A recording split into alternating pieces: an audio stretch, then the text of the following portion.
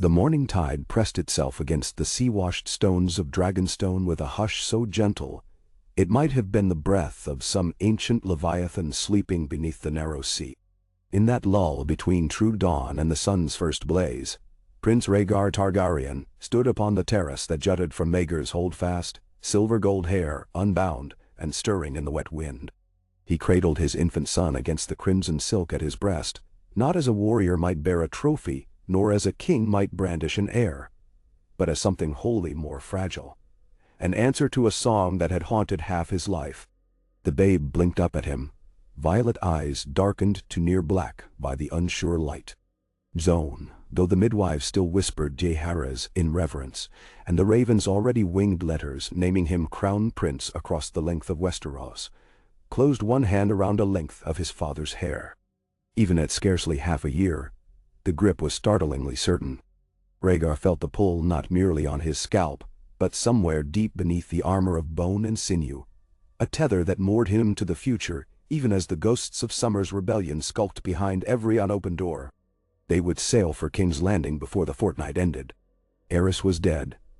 Rhaegar's coronation awaited, the Iron Throne still cooling from wildfire embers and old madness. There lingered the memory of Robert's hammer poised above Dragonstone's gates, of Ned Stark's quiet disapproval hardening to flint, of the lords of the realm forced to choose between crown and conscience. Yet Robert Baratheon had bent the knee at Storm's End after hearing of Lyanna's safe delivery and Rhaegar's sworn marriage. Stannis and Renly knelt beside him. Jon Arryn reluctantly followed the bloodline he had nurtured.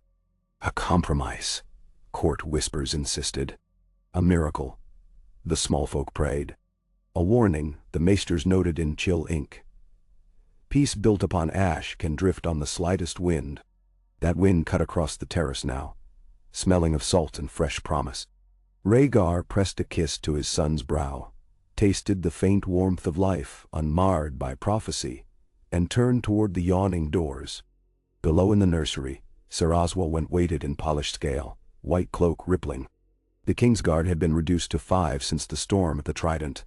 Each vacancy gnawed the prince with as much regret as any fallen comrade.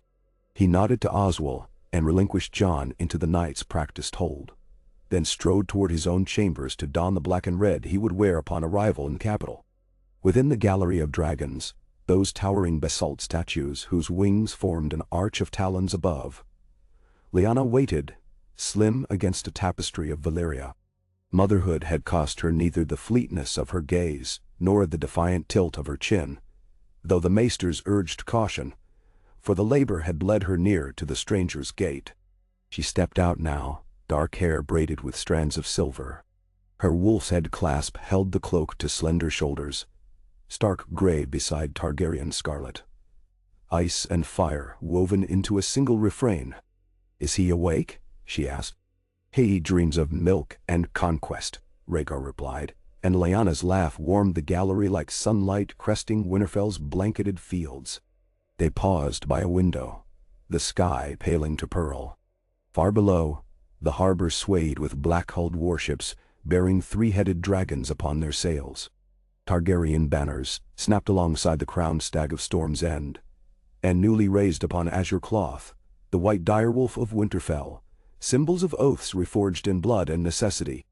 Somewhere west of those moorings a young squire loosed a gull from his hands, and the bird wheeled into the burgeoning pink of dawn, a single white brushstroke against endless rows.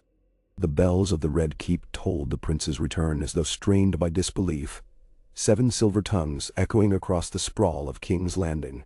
Small folk pressed against guardsmen's shields to glimpse the silver prince astride his ebon courser, jeweled breastplate gleaming.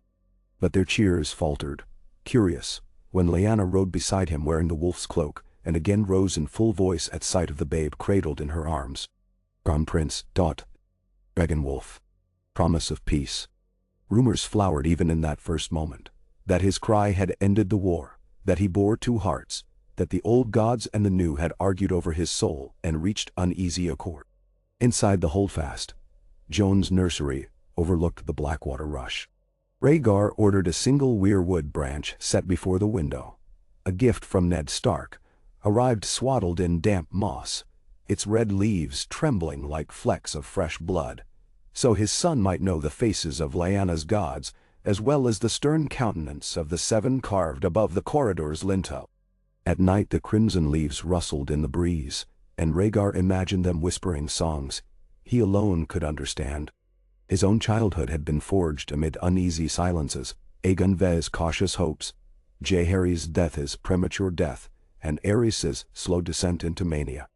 But Jon's cradle song would be one of tempered harmony. For that he convened a council wider than any in living memory. Stannis grim but loyal under Robert's wary gaze. Jon Arryn, voice of measured pragmatism. Tywin Lannister, returned to the capital yet uncharacteristically subdued after failing to seize advantage in the crisis. Even Dorne sent Quentyn Martell as ambassador, a 15-year-old boy with a mind sharp as obsidian. Rhaegar placed them beneath the vaulted ceilings of the Red Keep's highest tower with an edict simple but profound. The next war would not be waged by steel but by ink, bread, and justice. Yet beyond the polished marble corridors, the realm's wounds festered.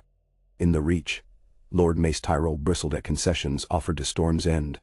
The Riverlands lay pock-scarred by companies of broken men who neither accepted Robert's surrender nor trusted Rhaegar's mercy. And in the north, layers of ancient snows buried more than the scent of past wrongs. Lord Rickard Stark might have fallen to wildfire, but his memory lingered among the pine-black hills, and the ice of his murder would not melt quick upon a single prince's smile. Jon's first steps came at dusk on the year of the reforged dragon, amid bronze globes of lantern light drifting through the garden of fallen stars.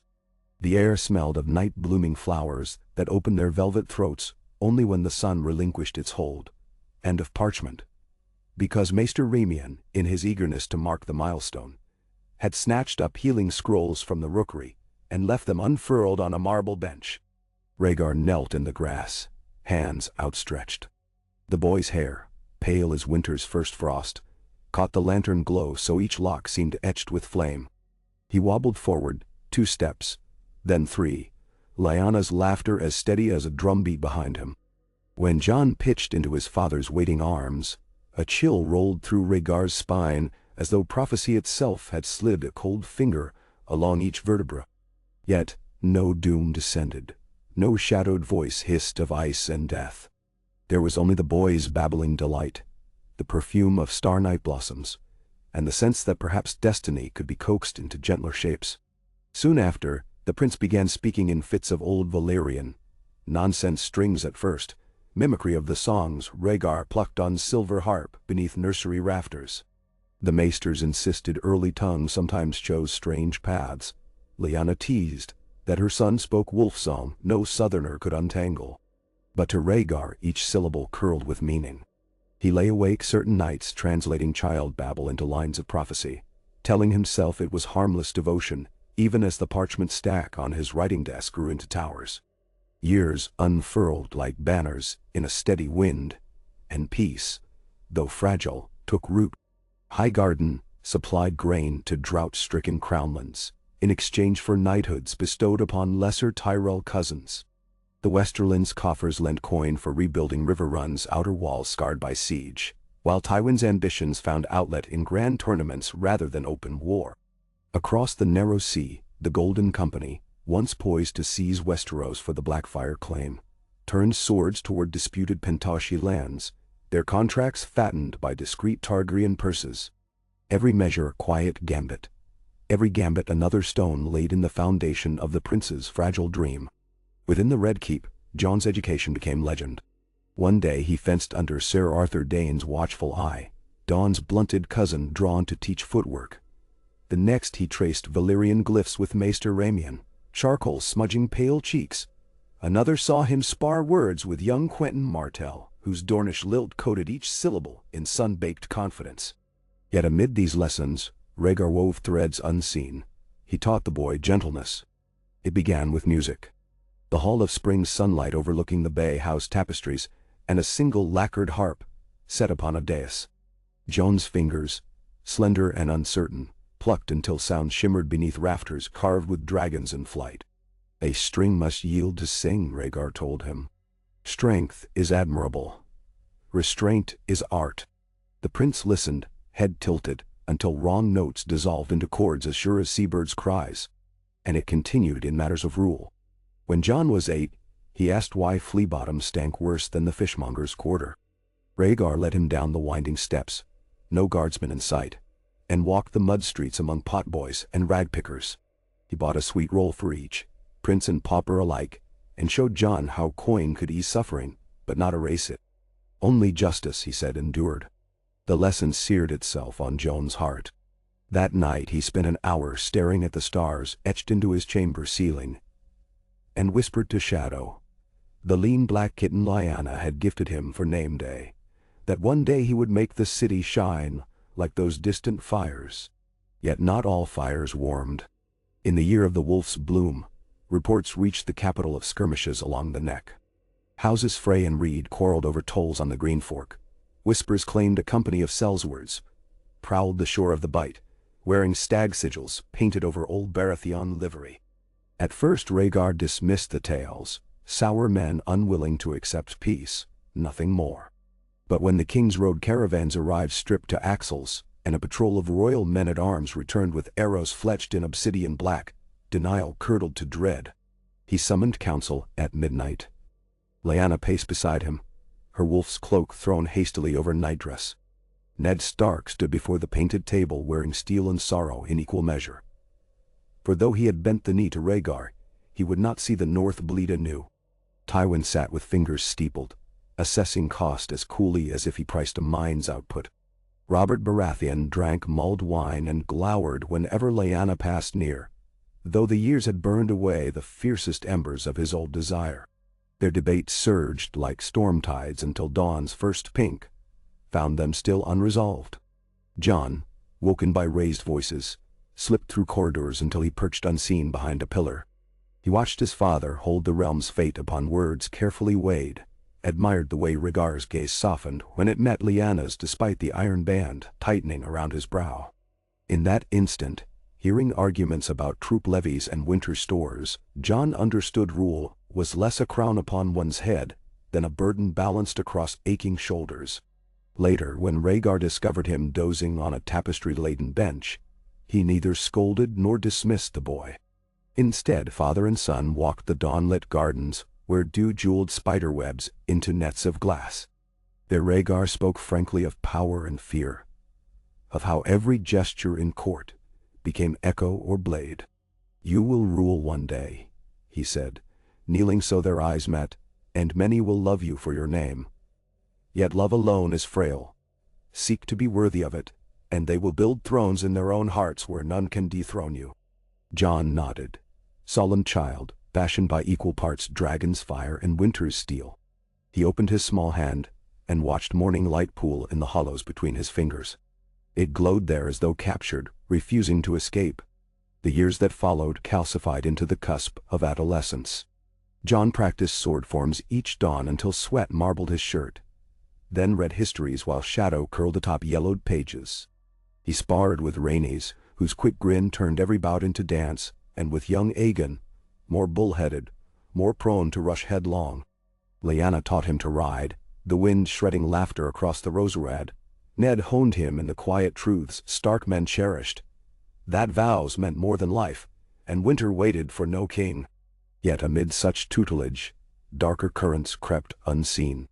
Ravens brought word of plague across the summer sea, of Qohor forging freshly paid alliances, of septons in Old Town preaching that a dragon raised by a wolf could never be the light's true vessel. Rhaegar read each missive at his desk long past the hour candles guttered, Lyanna at his shoulder with a frown carving lines of worry not even youth's bloom could disguise. One night, rain battered the shutters like fists seeking entry. Jon, almost 12, woke to the shiver of distant thunder and found the corridor outside his chambers empty, torches snuffed. He followed the flicker of lightning until it revealed the training yard, where his father stood alone, sword in hand, hair plastered to pale cheeks. He struck at shadows cast by flickering braziers. Swift, precise, a dance of frustration mastered only through repetition. Jon stepped into the yard, barefoot on soaked flagstone. Rhaegar halted mid-swing, weapon dripping rain. For a moment neither spoke. Then the prince raised his own practice blade in silent challenge. Father and son circled, water sheeting from gilded armor and linen nightshirt alike, until steel kissed steel and sparks hissed into puddles. Each clash echoed beyond masonry and storm. Each parry spoke what words could not. Fear, hope, inheritance. Hours later dawn bleached the sky to palest pewter, and they stood chest to chest. Swords crossed, breathing in tandem. Rhaegar touched Jon's cheek, rain mixing with tears neither admitted to shedding. "We fight not to conquer," he said, voice raw as split reed, "but to remind ourselves that we are living, still unbroken." Jon sheathed his blade. In the faint light, something older than boyhood stirred behind violet eyes. It carried the promise of a man who would one day shoulder mountains, and perhaps the heaviness of mountains yet to fall upon him. Winter announced itself in icicle, hung from battlements, brittle as crystal harps. Snow seldom settled long in King's Landing, but that year flakes drifted for days, cloaking slums and spires in impartial white. The small folk built ruddy dragons of packed snow along the street of silk, adorning them with candle stubs for eyes that burned into dusk. Inside the keep, hearths roared, and the royal family gathered by crackling oak. Rhaegar played his harp, the melody weaving through the resonance of burning logs. Lyanna stitched a direwolf upon Jon's new cloak, needle flashing silver in firelight. Rhaenys sang along, voice lilting and sure, while Aegon attempted to feed shadow slivers of honey-roasted pecan. The kitten accepted with imperial disdain. Snow muffled the realm's usual clamor, yet beyond the walls unrest brewed. In the Reach, a cabal of knights whispered that the Targaryen-Stark union cupped the realm in northern claws. High Septon Maelor, the mild, died mysteriously, replaced by a fire-eyed zealot who spoke of cleansing flames.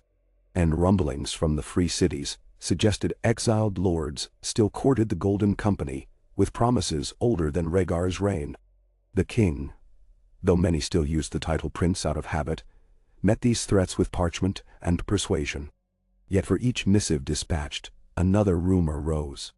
Lyanna urged him to ride north for counsel with Benjen Stark at Winterfell. Tyrion suggested a great tourney to distract the disgruntled. Robert offered bluntly to smash a few heads and be done with it. Rhaegar listened, measured, and decided on something unexpected. He would take Jon with him beyond the capital's gilded cage, show the crown prince the thickness of roads and hearts alike. Their procession left the Red Keep under pale banners of intertwined dragon and wolf. Jon rode at his father's side on a dappled mare named Stormkiss, a gift from Robert, whose bushy beard bristled with pride watching the boy control her canter. They crossed the Kingswood's leafless canopy where ravens croaked omens none cared translate, for the world itself felt hushed, as if waiting. First came Storm's End. Lord Stannis greeted them upon the ramparts, jaw clenched against the salty wind. He bowed stiffly to Jon, surprising everyone by offering the boy a carved ship to teach the tide's stubborn rhythm. Robert hosted a feast in the Rainwood Hall, where laughter roared louder than thunder, and Jon learned that wine, even watered, loosened tongues faster than any truth serum brewed in citadel cauldrons. Next was Old Town. They wound through whispering olive groves to sit at the feet of the Hightower, where the new High Septon, Biran the Burning Light, pressed a blessing of scented oil upon Jon's brow. His touch lingered a second too long. His eyes burned with zeal. Rhaegar noted both, his half-bow curt as snapped bowstring. Then Highgarden shimmered in petals and music. Lord Mace Tyrell staged a tilting in Jon's honor, though all knew it was for his daughter Margaery, sweet bloom with laughter like wind chimes, and cunning older than her summers. She gifted Jon a rose carved of jade, its stem wicked sharp. He thanked her with northern politeness, unaware of the speculation already blooming in pavilion corners about future queens. Every mile brought new counsel, new eyes probing the bond between dragon and wolf. And every night, father and son shared a canvas pavilion where Rhaegar played low chords upon travel harp. Jon would lie awake, listening to strings vibrate through canvas, until questions tumbled free. "Will they ever trust us?" he asked one evening, half sunk in furs. "Trust grows like trees," Rhaegar murmured, hands ghosting over strings. Slow but strong if tended. Yet even the mightiest pine can fall to lightning. So we plant groves, many across all soils, and hope the storm spares enough to shelter those who come after. Jon considered this, eyes reflecting the lantern's ember glow. And if the storm does not spare them, then we plant again, my son. Their journey ended at Winterfell, where gray walls rose stark against white sky, each stone exhaling frost. Lyanna rode north separately, eager to see her kin. She awaited them in the Godswood, cloaked in wolfskin, as silent snow sifted through bare branches. Jon dismounted beneath the weirwood's heart-tree face, red leaves whispering secrets only he seemed to hear. In that moment, with parents on either side and ancient bark behind, he felt the thud of two worlds inside one chest, the slow beat of northern drums, and the fiery pulse of Valyria reborn. Days passed in Winterfell's quiet rhythms, hunting through Wolfswood, sparring with Benjen under the watchful eye of old Sir Roderick, sharing honeyed mead beside roaring hearths, while Lady Catelyn Tully told gentle stories of the South. Jon met Robb, Bran, tiny Arya, each cousin a note and a chord he had never known he missed. The young wolf and the dragon wolf ran the ramparts until lungs burned and laughter plumed like smoke in the cold. In crypts below, he traced the faces of stone kings long dead. Lyanna guided his hand across her own effigy. Though she lived still, Ned Stark had honored the sister he thought lost by commissioning the statue years before. Jon stared at the twin visages, the dead girl of legend and the living woman who carried snow in her lap. Eternity and immediacy collided. He shivered even beneath fur-lined cloak. Not all shadows could be outpaced. One moonless night, ravens arrived bearing black ribbon, a secret code reserved for grave tidings. King's Landing burned, the scroll declared. Flames consumed Flea Bottom. Sept of Baelor's steps smeared with blood. Zealot mobs hunted. Abominations, born of ice and fire. The High Septon's sermon had sparked riots. The Crown's loyal men tried to staunch the blaze, but rumors claimed the chaos fanned by gold slipped from unseen purses. Rhaegar folded the missive with hands that trembled. Across the hall, Jon felt the tremor ripple through air like heat above coals. Peace, so carefully tended, withered in a single night's fury. And though dragons were born of flame, this conflagration smelled of betrayal, not rebirth. They rode south before dawn. Snow chased their heels until it gave way to sleet, then driving rain, each droplet sharp as doubt. Along the King's Road, refugees trudged in clotted mud, eyes hollow. Jon's cloak billowed, the wolf's head grown heavy with water. At the Trident, they passed a ruined septry where corpses hung from thorn trees. Rhaegar ordered each body cut down, praying over them though storm winds tore his words apart. When the walls of King's Landing finally loomed, smoke coiled above domes like black serpents. The gates, half splintered, swung ominously. Inside, streets lay choked in ash. The air tasted of copper and incense. The cries of orphans echoed from alley mouths. The prince guided Stormkiss through desolation, Jon beside him. Every shattered window whispered condemnation. Every heap of charred timbers accused. At the great sept's marble steps, Sir Arthur knelt beside the corpse of Septon Mellor, throat gaping. Rhaegar dismounted, his boot soles crunching glass. He lifted the old man's head to his lap, beard crusted with blood and ash. Eyes once soft with devotion stared at nothing. Arthur spoke, voice hoarse. It began with Eris's loyalists gathering under the new High Septon's blessing. They called themselves the Pure, claimed prophecy corrupted by mixing wolf blood with dragons. He looked toward Jon then, sorrow brimming. They would have taken the boy if they could. Jon swallowed dread, stepping closer. Rhaegar rose slowly, features carved in marble resolve, though tears still wet his cheeks. He turned to his son, placed a hand upon the budding knight's shoulder. "Steel may hold kingdoms," he said, "but words kindle them. We shall wield both." And so the council convened in soot-stained halls to wrestle with aftermath.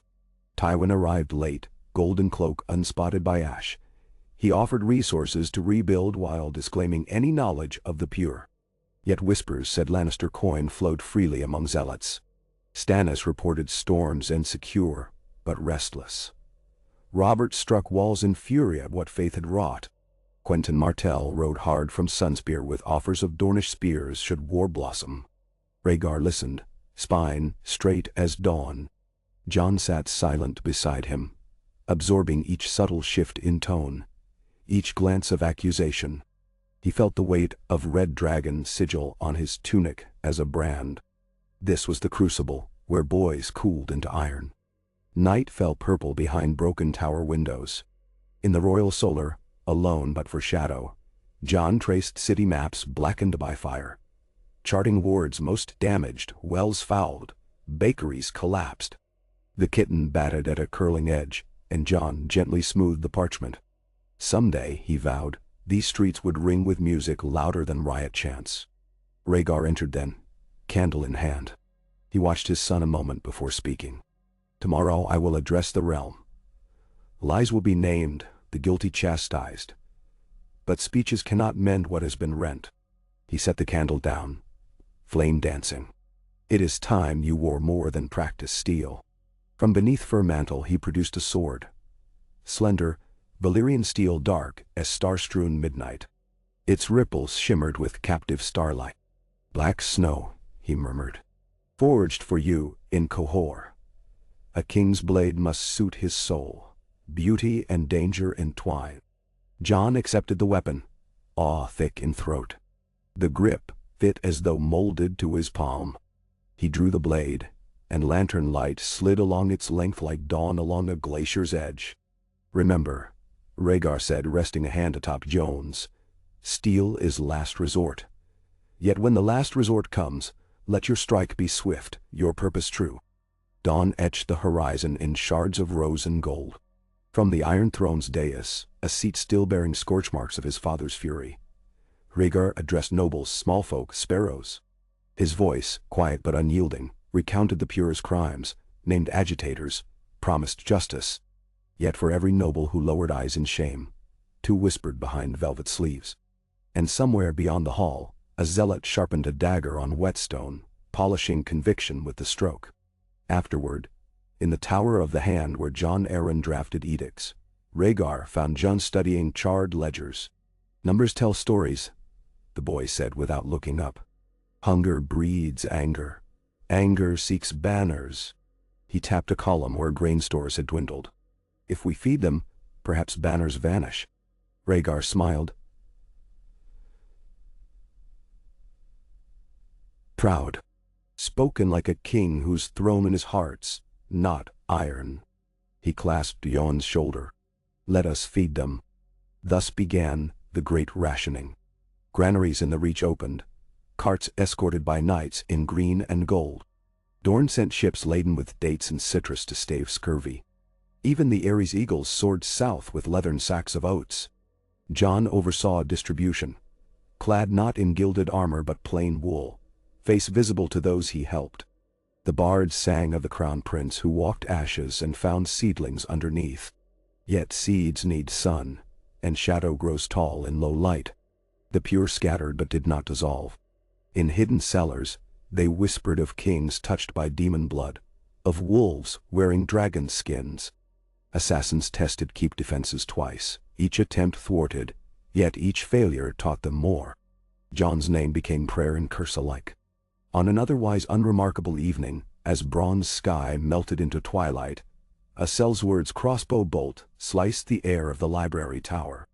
It would have struck Jon's heart, but for shadow leaping, hissing warning. The bolt grazed a shelf of histories. Parchment exploded. Jon rolled, drew black snow. Guards swarmed. The assassin fled across rooftops, only to plunge through rotted slate and fall to inner courtyard, neck snapping. His tongue had been removed. Zealots needed no words. In the quiet after surgeons patched Jon's graze, Rhaegar held the boy's trembling hand. Fear is a companion we do not invite, he said, but once lodged, we make of it a tutor. Listen and grow wise, but do not let it chain you. Jon nodded, blinking tears that burned more of rage than pain. He thought of the library's lost scrolls, and felt grief sharp as steel. Years coiled on. Jon reached 16, voice deepening, shoulders broadening. Rhaenys teased that soon his tunics would tear at seams like Robert's did. Training intensified. Dawn's pale edge sang against black snow in spar after spar, Sir Arthur testing reflex and nerve. Maesters set before Jon ancient texts on wildfire, wildfire's weaknesses, wildfire's tempting promises. Beneath flickering candlelight, he pored over tales of Baelor the Blessed and Rhaegar the Cruel, gleaning cautionary threads. Lyanna watched him grow with pride tinged by worry. She saw the way small folk bowed lower each season, the way courtiers measured Jon's every utterance as prophecy. In private she told him stories of the kings who knelt to love, not power. Florian and Jonquil, Nymeria and Mors. She pressed a promise upon him, that when frost threatened to numb his heart, he would recall the smell of snow on Winterfell's moors, the sound of direwolves howling free. In the 22nd year after Rhaegar's birthright reclaimed peace, the realm hummed on precipice. Trade prospered, yet rumor outpaced coin. The High Septon rallied pilgrims to march upon King's Landing and demand purgation of sin. Tyrells quietly amassed grain again, whether in solidarity or siege preparation, none could say. In the north, wildling activity spiked, and ravens spoke of blue-eyed wights stalking haunted forests. Jon stood upon the ramparts one cold dawn, black snow sheathed at hip. He watched sea fog swallow the black water and thought of the song of ice and fire his father once whispered. A song unfinished, perhaps unending. He realized the melody no longer belonged solely to Rhaegar. It flowed now through his own veins, chords of ice and flame resounding in every heartbeat. Behind him footsteps crunched. Rhaegar came. Silver hair loose, cloak billowing. They stood side by side, father and son, gazing into mists that hid both harbor and horizon. The silence between them was not empty, but brimming, a cistern of unspoken fears and fierce devotion. At length Rhaegar spoke. Soon we must call banners, not for conquest, but for vigilance. Shadows gather beyond sight. I will need your counsel, your courage. Jon answered without turning, eyes on the pale light where sea met sky. You have both, always. Rhaegar's hand settled on his shoulder. The gesture said more than any oath. In that touch Jon felt the sum of all lessons. Of harp strings and ashes, of wolf song and dragon flame, of the weirwood's whisper and the forge's hiss, of fear's tutelage and love's leashless flight.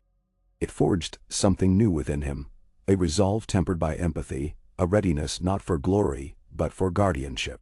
The fog shifted then, revealing the first glimmer of sun. Its rays speared the murk and struck their armor, igniting twin beacons atop the wall. Sailors on distant decks looked up and swore they saw two dragons wreathed in dawnfire overlooking the world that moment, poised to defend or to devour, depending on whether the realm learned at last to keep faith with the dream of peace. And somewhere far below, in a half-sealed sewer where pure zealots plotted anew, a rat scurried across a coiled fuse of wildfire left from Eris' mad horde. It paused, twitching whiskers as though testing the air. One spark, one slip, might awaken green hell. Yet for now, the spark slept. The dragons kept watch. 8K, Entel, Paunentreti. The moon slipped behind thin clouds over Blackwater Bay, leaving only lantern gleams to dapple the harbor. In the royal solar, the brazier's glow painted brass highlights onto stacked scrolls, while an autumn wind rattled the casements. Jon stood alone beside the long table, studying a vellum map weighted by dragon-shaped quills. Markings in fresh ink traced grain routes, sigils, and the latest march of pilgrims from Old Town.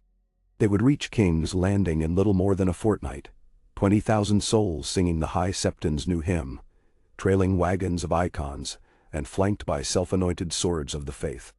The city's larders, already thinned by summer drought, would groan beneath so many mouths, and every zealous tongue would hunt fresh fuel for the rumor pyres. A page turned under Joan's palm, soft as sighing cloth.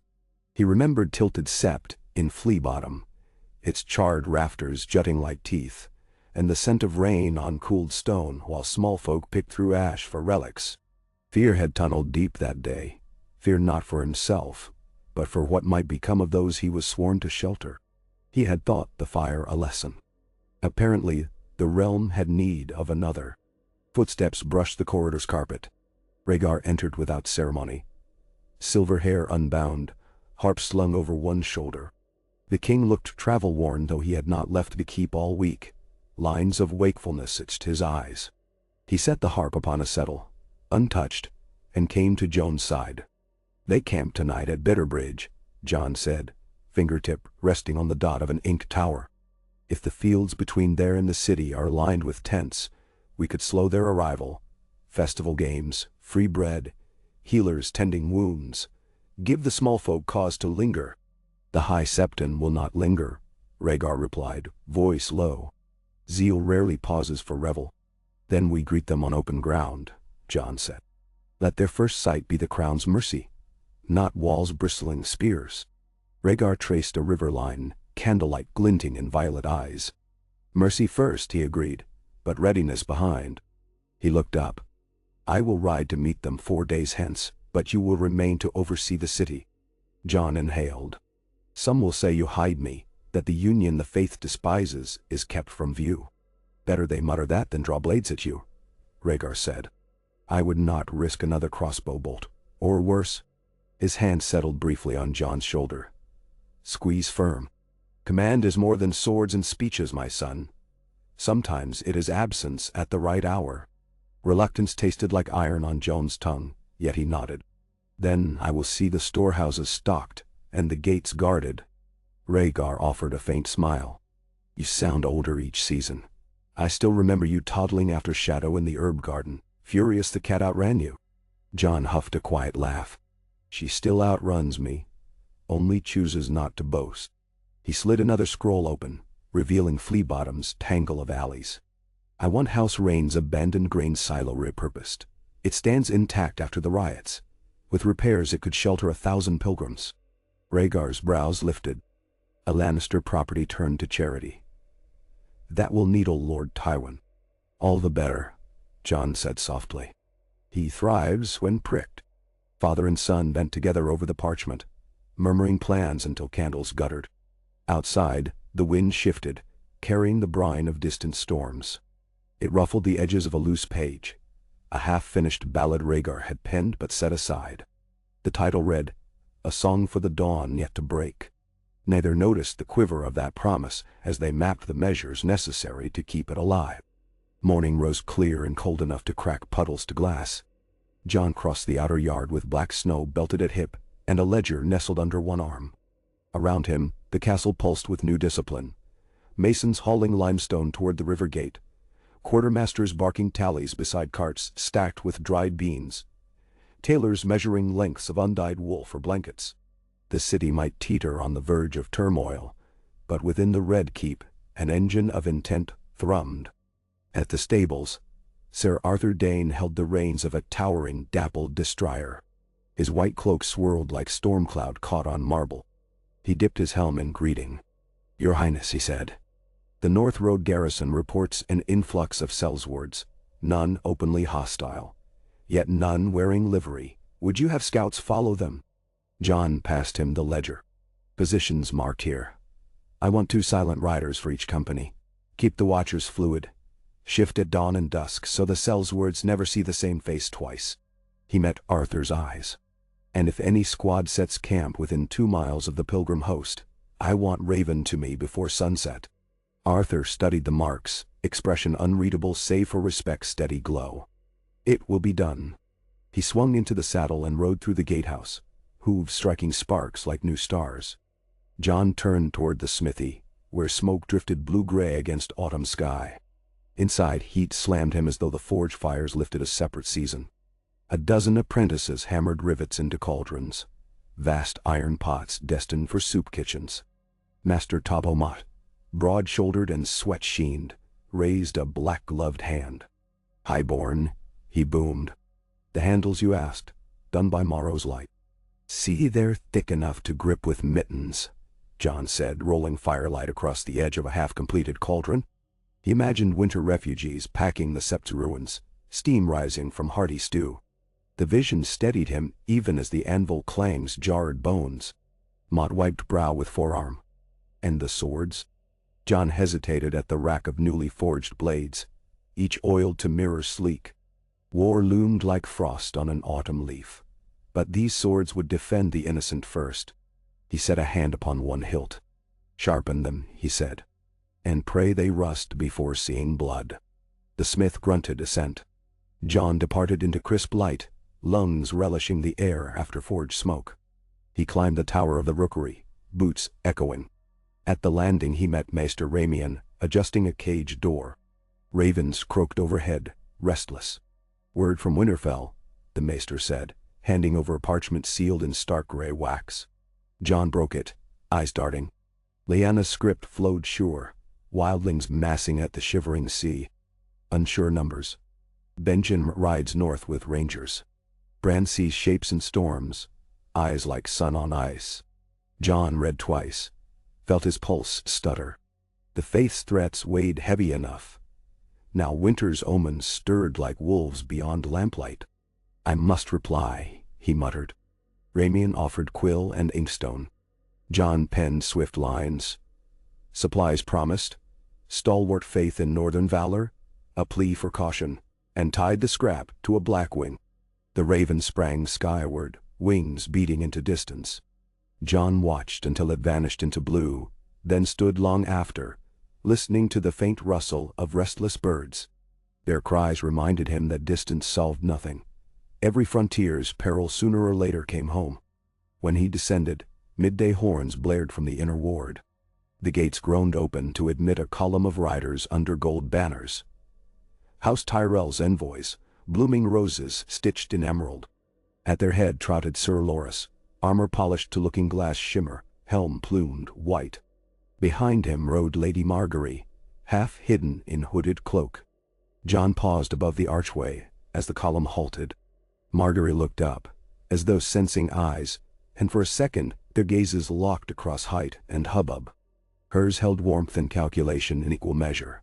She inclined her head the slightest fraction. Jon returned the courtesy with a courtly dip, and resumed his descent. As he reached the yard, Loras dismounted and swept a bow. "Your Highness," the Knight of Flowers said, "we bring the Reach's bounty." Servants unrolled bolts of russet cloth and opened baskets brimming apples, their fragrance cutting through the stable stink. Margaery stepped forward, and a prayer that the city's hunger might be gentled. She drew back her hood, mahogany curls, eyes of summer pond. "May we present offerings to the small folks' kitchens?" Jon gestured to a steward. "Lord Tyrell's generosity is welcome." He turned to Margaery, voice pitched so only she could hear. "But beware. The small folk judge hearts faster than fruit. They will know if the gift is gossamer." Her smile curved like a petal in wind. "Then we shall feed them until their bellies speak gratitude louder than rumor." She glanced about. "Perhaps you will guide me through the distribution on the morrow?" Jon inclined his head. 8 dawn, outside the Dragon Gate. He could almost feel the whispers already unfurling among courtiers, weaving betrothal speculation like a tapestry. Let them.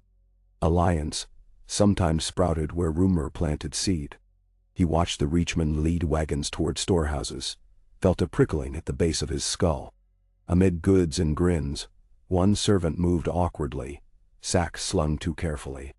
Jon's hand slipped to Black Snow's hilt. The man caught the motion, stiffened, and vanished behind a cart. Jon pushed through militiamen, but by the time he rounded the tailboard, the servant was gone. In his place lay a small cask stamped with a 3-headed dragon, the mark of Eris's wildfire stock. Cold rushed Jon's limbs. He knelt, lifting the lid. Inside, beneath straw, rested not jars of green fire but coils of fuses and a flint striker. A message lay folded, the pure cleanse in holy flame. He snapped up, barked for guards. The yard erupted, steel drawn, Tyrell retainers shouting indignation. Margaery pale. Jon thrust the cask into a captain's hands. "Seal the armory," he commanded. "Search every wagon. Then to Loras. Your men will stand aside." The Knight of Flowers bristled, but Marguerite laid a restraining hand on his vambrace. "We yield," she said. "Let truth blossom." An hour later, 4 more hidden fuses surfaced among apple barrels and cloth bolts. The rogue servant remained unfound. John's gut churned with the realization. The pure moved bold now, infiltrating gift trains sworn to charity. He dismissed the yard, order throbbing in each shouted command, all the while rehearsing explanations for Rhaegar. The king rode to meet pilgrims in 2 days. The seed of sabotage had already taken root behind city walls. Night found John in the hall of spring sunlight where harp strings once shimmered gentle. Now only moonlight spilled through lattice windows, striping the marble like bars. He paced beneath those beams, shadow-tailing silent. His thoughts circled. Wildfire caches, missing servant, the pilgrim host, and their high septon, whose sermons painted abomination on Joan's very name. A soft step made him whirl. Marguerite Tyrell stepped from the doorway, lamp cradled. Shadow hissed once, then settled. "Forgive intrusion," she said. "I could not sleep while rumors coil." She set the lamp on a side table where dust motes swirled. John folded arms across jerkin, aware of sweat-soaked shirt still clinging. "You walk unescorted, my lady. The hour's teeth are sharp." "I carry reach steel," she returned, lifting a small dagger from her belt. Its pommel sculpted a rose. "And I trust that no man would dare strike the crown prince's guest beneath his own roof." John almost smiled. A bold faith. He indicated a chair. She sat. He chose the opposite settle. Between them, moonlight pooled on polished floor like silver water. "Were you the target?" she asked. "Perhaps," John said. "Perhaps chaos was." He rubbed thumb along black snow's grip. The pure strike by terror. They would ignite unrest, turn fear to frenzy. Apples laced with flame, blasphemy cloaked in charity. Her eyes shimmered. "My father will send birds at dawn to disclaim involvement. I would expect nothing less." He leaned forward. "But rumor outruns ravens. Already tongues wag. Tyrell wagons, Tyrell treachery." She matched his lean voice, a confessional hush. "Then let us shape the tale before it crystallizes." She outlined a plan. Public kitchens run jointly by Tyrell stewards and Targaryen guards. Banners intermingled so gifts could not be tainted without witness. Marguerite herself ladling stew to prove sincerity. John listened, impressed by her acuity and by the quiet steel beneath florid courtesy. When she finished, he nodded. "At dawn, then." They rose. Marguerite retrieved her lamp, but lingered. "Sir Loras would duel any who cast shade on our house," she said softly. "I would rather wield gentler arms, but know that flowers keep thorns."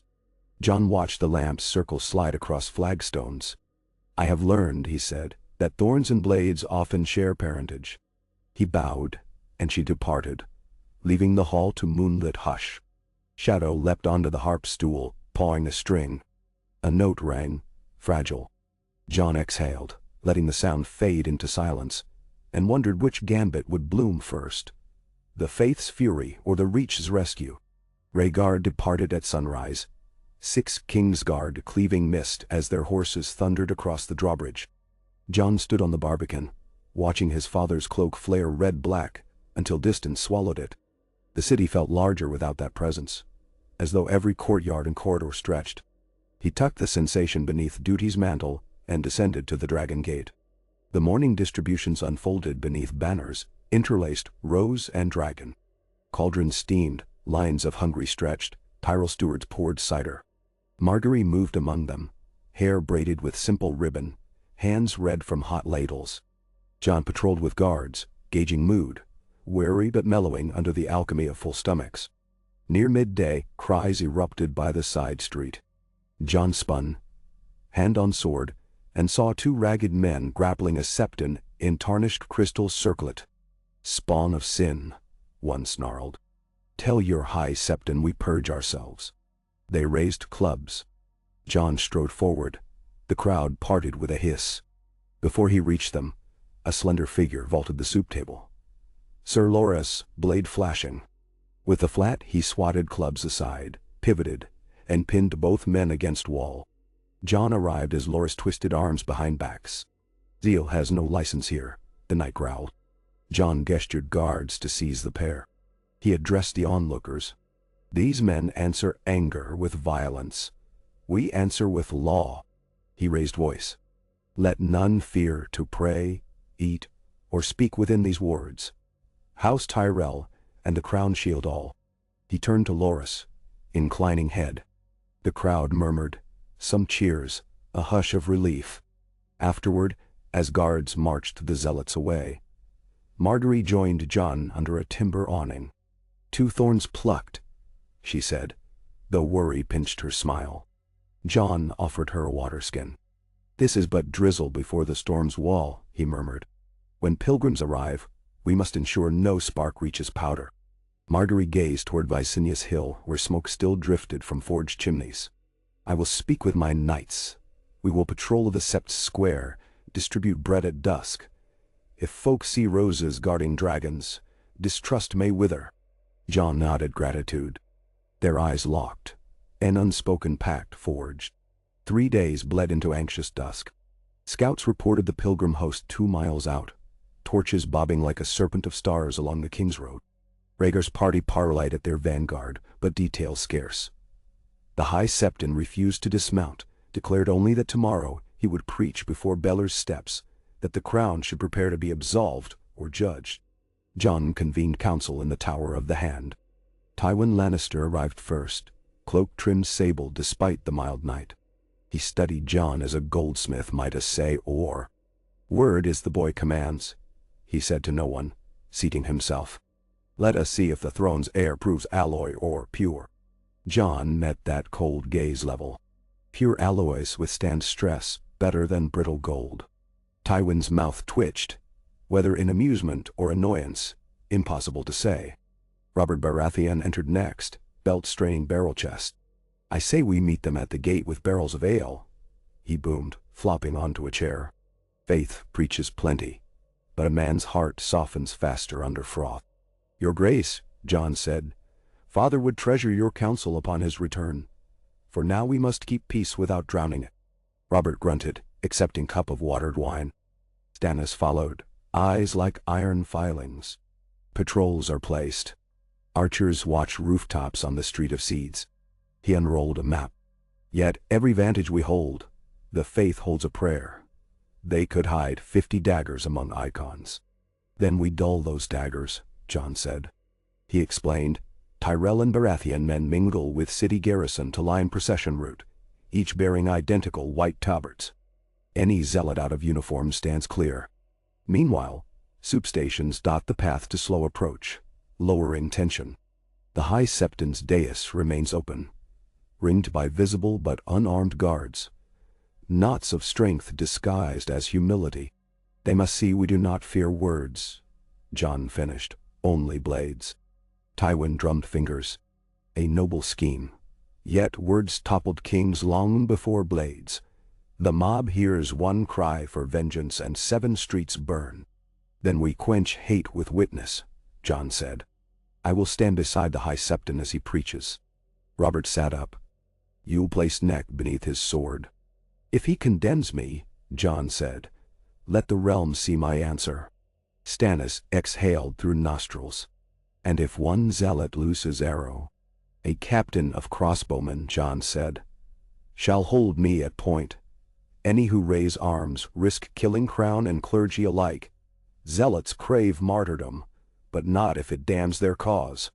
Tywin's mouth curved in thin approval. "Audacious. Perhaps Aloy indeed holds merit." They talked until moon rode high.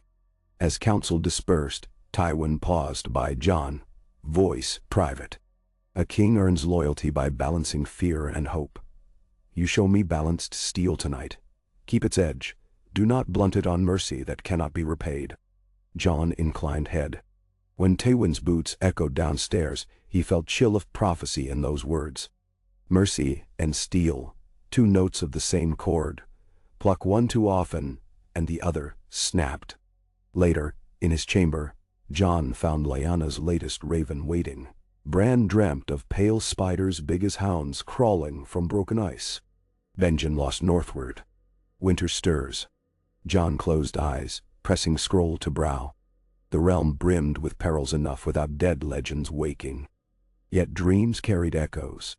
He tucked the message into breast pocket above heart. Shadow mewed, hopping onto sill. Jon stroked her sleek back, gaze drifting to torches winking along the walls. So many flames, any of which might swell to conflagration by dawn. Morning broke beneath quilt of low clouds. Bells tolled, deep throats summoning city to witness. Jon mounted Stormkiss wearing simple black leather. Over it he draped a white half-cloak embroidered with 7-pointed star, token of respect. The faith militant long ago disbanded, but symbols still wielded power. The avenue of Rhaenys thrummed with bodies. Pilgrims flowed like a river, banners depicting the mother's tearful gaze, the smith's hammer, the warrior's blazing sword. At their heart rode the High Septon, a gaunt man in gilded crystal crown, eyes lambent as coals. Beside his litter marched men in rough-spun tunics, axes slung across backs, swords of the faith. Jon met the procession where cobbles widened before the sept. White tabarded guards formed a corridor. At his nod, soup cauldrons stationed along the street opened, aroma of rosemary and beef drifting. Bakers handed trencher loaves to outstretched hands. Murmurs rose, gratitude, confusion, some suspicion. But hunger seldom argued. The High Septon's litter halted. He descended, robes trailing. Jon stepped forward, bowed. Holiness, welcome to King's Landing. The crown offers bread and safety. The Septon studied him, gaze raking, mixed silver-black hair, violet eyes. Prince of Abomination, he intoned, voice clear as bell. The crowd hushed, raised by fusion of dragon's sin and northern sorcery. Do you repent your blood? Jon's pulse hammered. He clasped hands behind back, deliberate echo of humility. Blood is gift, holiness, fashioned by the Father above. I repent only deeds that harm. Murmurs. The Septon lifted arms. Then confess. The realm withers under false peace. Wildfire of heresy smolders beneath stones. I am sent to purge. Jon shook head slowly. Fire begets only ash. I invite you into the Red Keep. There we may parley, weigh grievance, craft remedy without smoke. The Septon's lips tightened. Parley is stratagem of serpents. Faith kneels only to 7. And I, Jon said, voice low, yet cast wide, kneel to the same. Let us kneel together, here. He bent to one knee on cold stone. A collective gasp rippled. Jon raised his gaze to the Septon. Ask your blessing upon me, that I may serve as instrument of peace. For a heartbeat, the square froze. Even gulls overhead stilled wings. The Septon lowered his arms, uncertain. Around them, hungry pilgrims clutched loaves distributed by Tyrell stewards. They saw a prince kneeling as any penitent. Hearts shifted in that subtle alchemy of example. Someone began to chant the Father's prayer. Voices joined, swelling until the square echoed. The High Septon hesitated, then motioned 2 acolytes forward. They brought a silver aspergillum. He doused brush in holy water and sprinkled Jon's bowed head. Drops shone like dew against dark hair. Rise, he commanded. Jon obeyed. The Septon's voice carried. Let it be known the Crown Prince receives the Seven's grace. The faith shall inspect the city's fissures of sin. Should we find rot, we shall uproot it together. Roars of approval rattled stained glass. Jon exhaled. The worst crisis averted, though the aftermath still bristled with knives. He turned, gesturing stewards to lead pilgrims toward camps outside the walls. The Septon remained, flanked by swords of the faith and half the crowd. As they mounted steps of Baelor's sept, Jon glimpsed a figure atop a distant roof. Cloaked, crossbow aimed. His body moved before mind. He shoved the Septon. The bolt hissed, struck marble where moments before holy robes billowed. Guards exploded into motion. Archers on parapets loosed. The assassin dropped behind chimney. Jon drew black snow, Scanning. The septon stared, stunned. Blood from a grazed cheek welled crimson. Zealots surged, misreading. They thought perhaps Targaryen blade turned on holy man, confusion twisting features. Jon shouted, "Assassin!" pointing to roof. But a zealot already charged, mace raised. Sir Loras vaulted barrier first, intercepting with shield.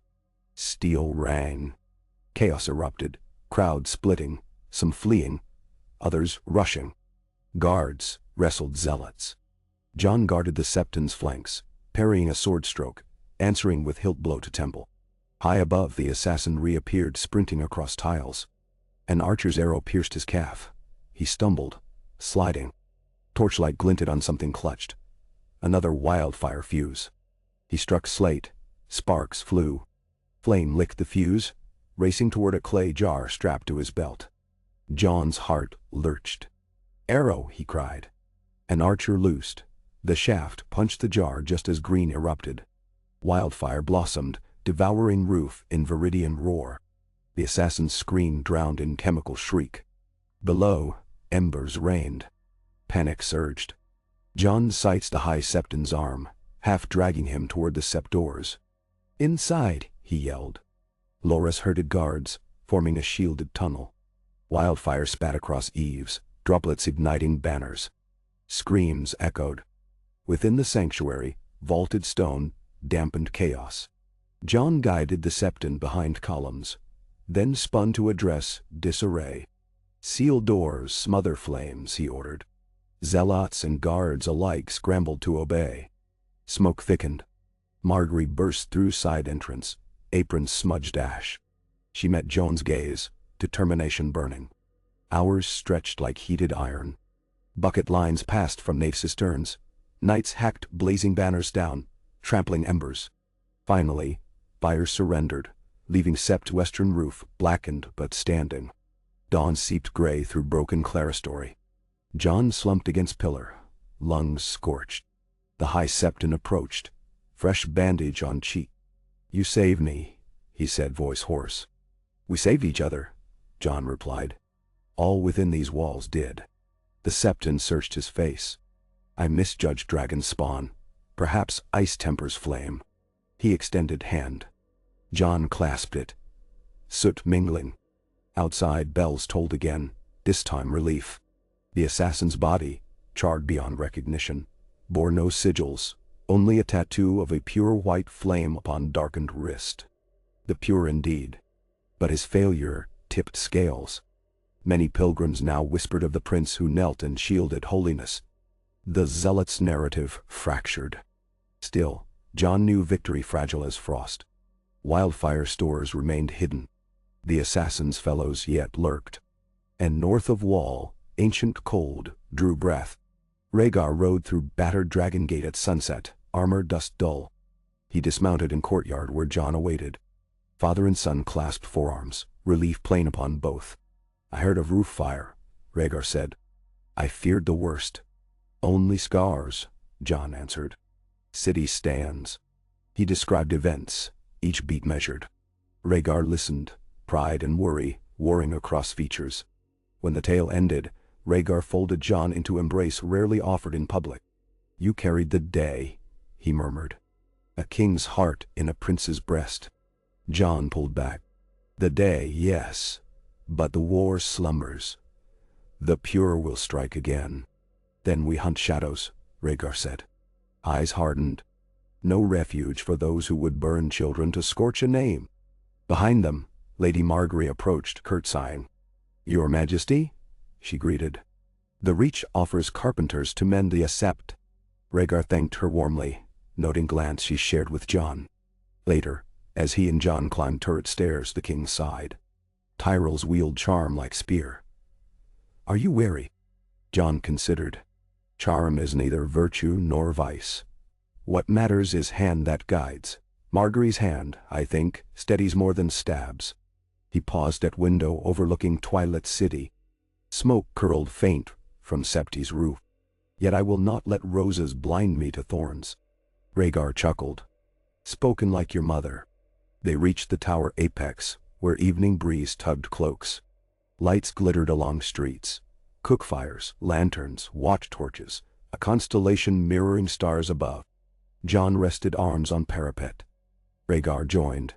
"You know the realm turns upon your choices now," Rhaegar said. "Song of ice and fire crescendos. I feel its notes shifting to your key." Jon breathed deep. "I hear the music, father, but every note rings louder north. The wall groans in dreams." He told of Lyanna's raven. Rhaegar's gaze drifted to dark horizon. "We cannot fight foes on two fronts. Zeal within, winter without. We must bind wounds here swiftly." Jon thought of the High Septon's bandaged cheek. "Perhaps today's fire forges alliance. If faith stands with crown, we present united realm to winter's door. And if winter defies union?" Rhaegar asked.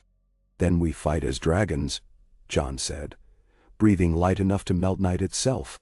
Wind ruffled their hair. In the courtyard below, shadow prowled balustrade shadow to shadow.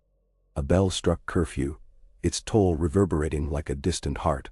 Far beneath streets, in forgotten vault, a lone zealot lifted a lantern to rows of wildfire jars, eyes gleaming with fevered purpose.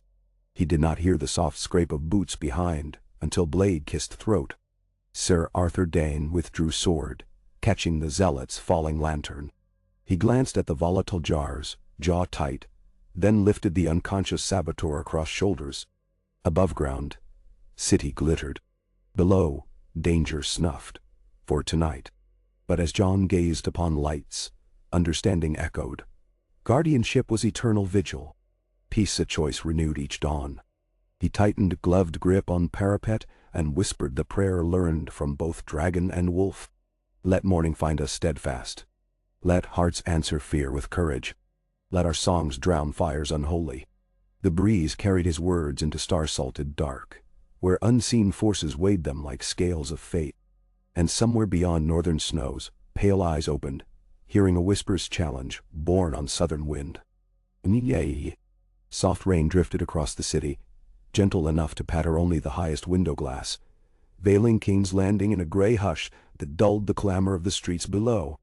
In the hours after the failed assassination, the city seemed to breathe again, tentatively at first, as if testing the strength of its patched walls and soot-streaked towers. Every new day carried the ghost of yesterday's fire, but Jon Targaryen found solace in the tasks that returned with every dawn: the pace of rebuilding, the measured rhythm of law, the whispers of hope layered over old fear. At sunrise, Jon stood upon the ramparts of Maegor's Holdfast with Lady Margaery. From that height, the city stretched wide, domes and slums alike softened by mist. Behind them, the sept's ruined western roof bristled with scaffolds, carpenters shouting and cursing as they hammered. Margaery watched the bustle, brow furrowed in worry, fingers fidgeting with the green ribbon at her wrist. "It will take more than carpenters to mend all that burned," she said quietly. "It always does," Jon replied. He leaned forward, palms braced against the cool stone. "You saw how quickly hope turns to fear, how rumor can hollow out even the strongest promise." Margaery's gaze followed a group of children darting through puddles below, their laughter briefly rising over the hammers. "You turned them back. The mob, the zealots. Few princes would kneel, let alone in the shadow of their own execution. You made the city see a man, not a monster." Jon said nothing, unsure if her words were comfort or warning.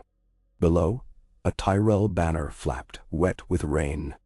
In its shadow, a sullen knot of pilgrims queued for bread, eyes wary, hands clutching icons. "We can feed them," he said, "but trust is harder to give." She regarded him, the thoughtful silence that made courtiers uneasy. "They're hungry for more than food. Give them purpose. Let them see their prayers build the world, not only beg for its mercy." Jon thought of that, of work gangs led by priests, rebuilding the orphanage with common and noble alike wielding hammers, of septists teaching in soup kitchens, of a city where the lines between ruler and ruled blurred not by violence, but by sweat and labor. The idea flared, a promise half-formed. He turned to Margaery. "Will you help me?" His voice was low but no less earnest for it. She smiled, slow and sure. "I would not have come otherwise."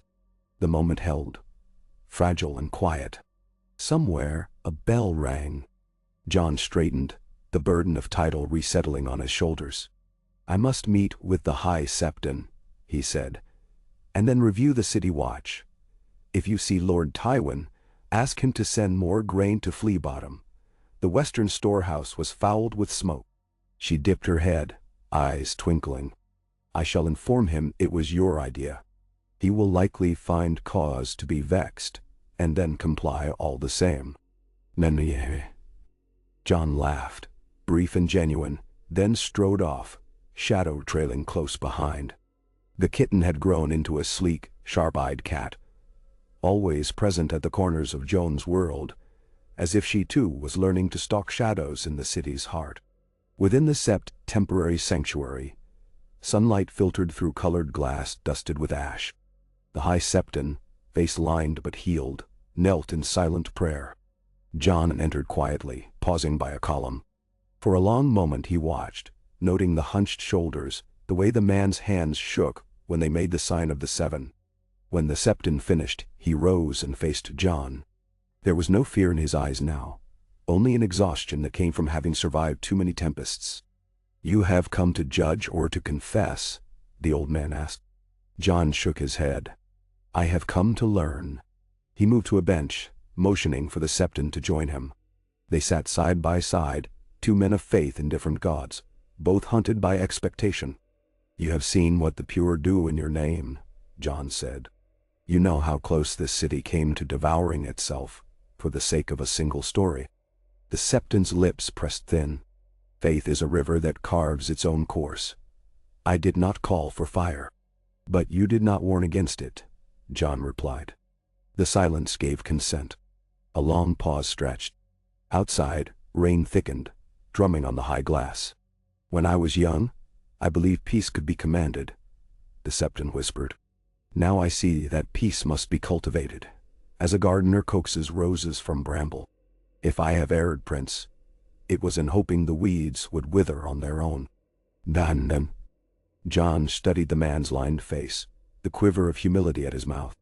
"They will not," Jon said gently. "We must pull them out, even if it bloodies our hands." The Septon met his eyes. "Then let us begin. I will preach not only of the Seven's glory, but of their patience, their mercy. I will name the pure in my sermons, and bid the faithful expose their plot." Jon inclined his head, the smallest bow. "In return, the crown will stand vigil over your halls. We will not allow violence, from zealot or lord.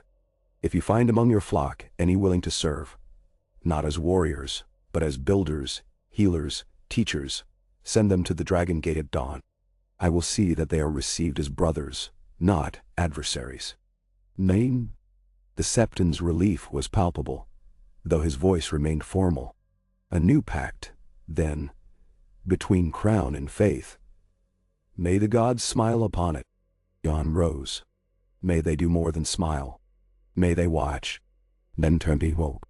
He left the sanctuary feeling lighter, though he knew the real trial would play out not in sermons, but in the slow days to come, where rumor, habit and hope jostled for dominion over the city's battered heart.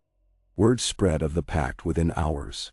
In the markets, Septus began tending to the sick, their white robes mingling with Tyrell green and the city's own drab browns.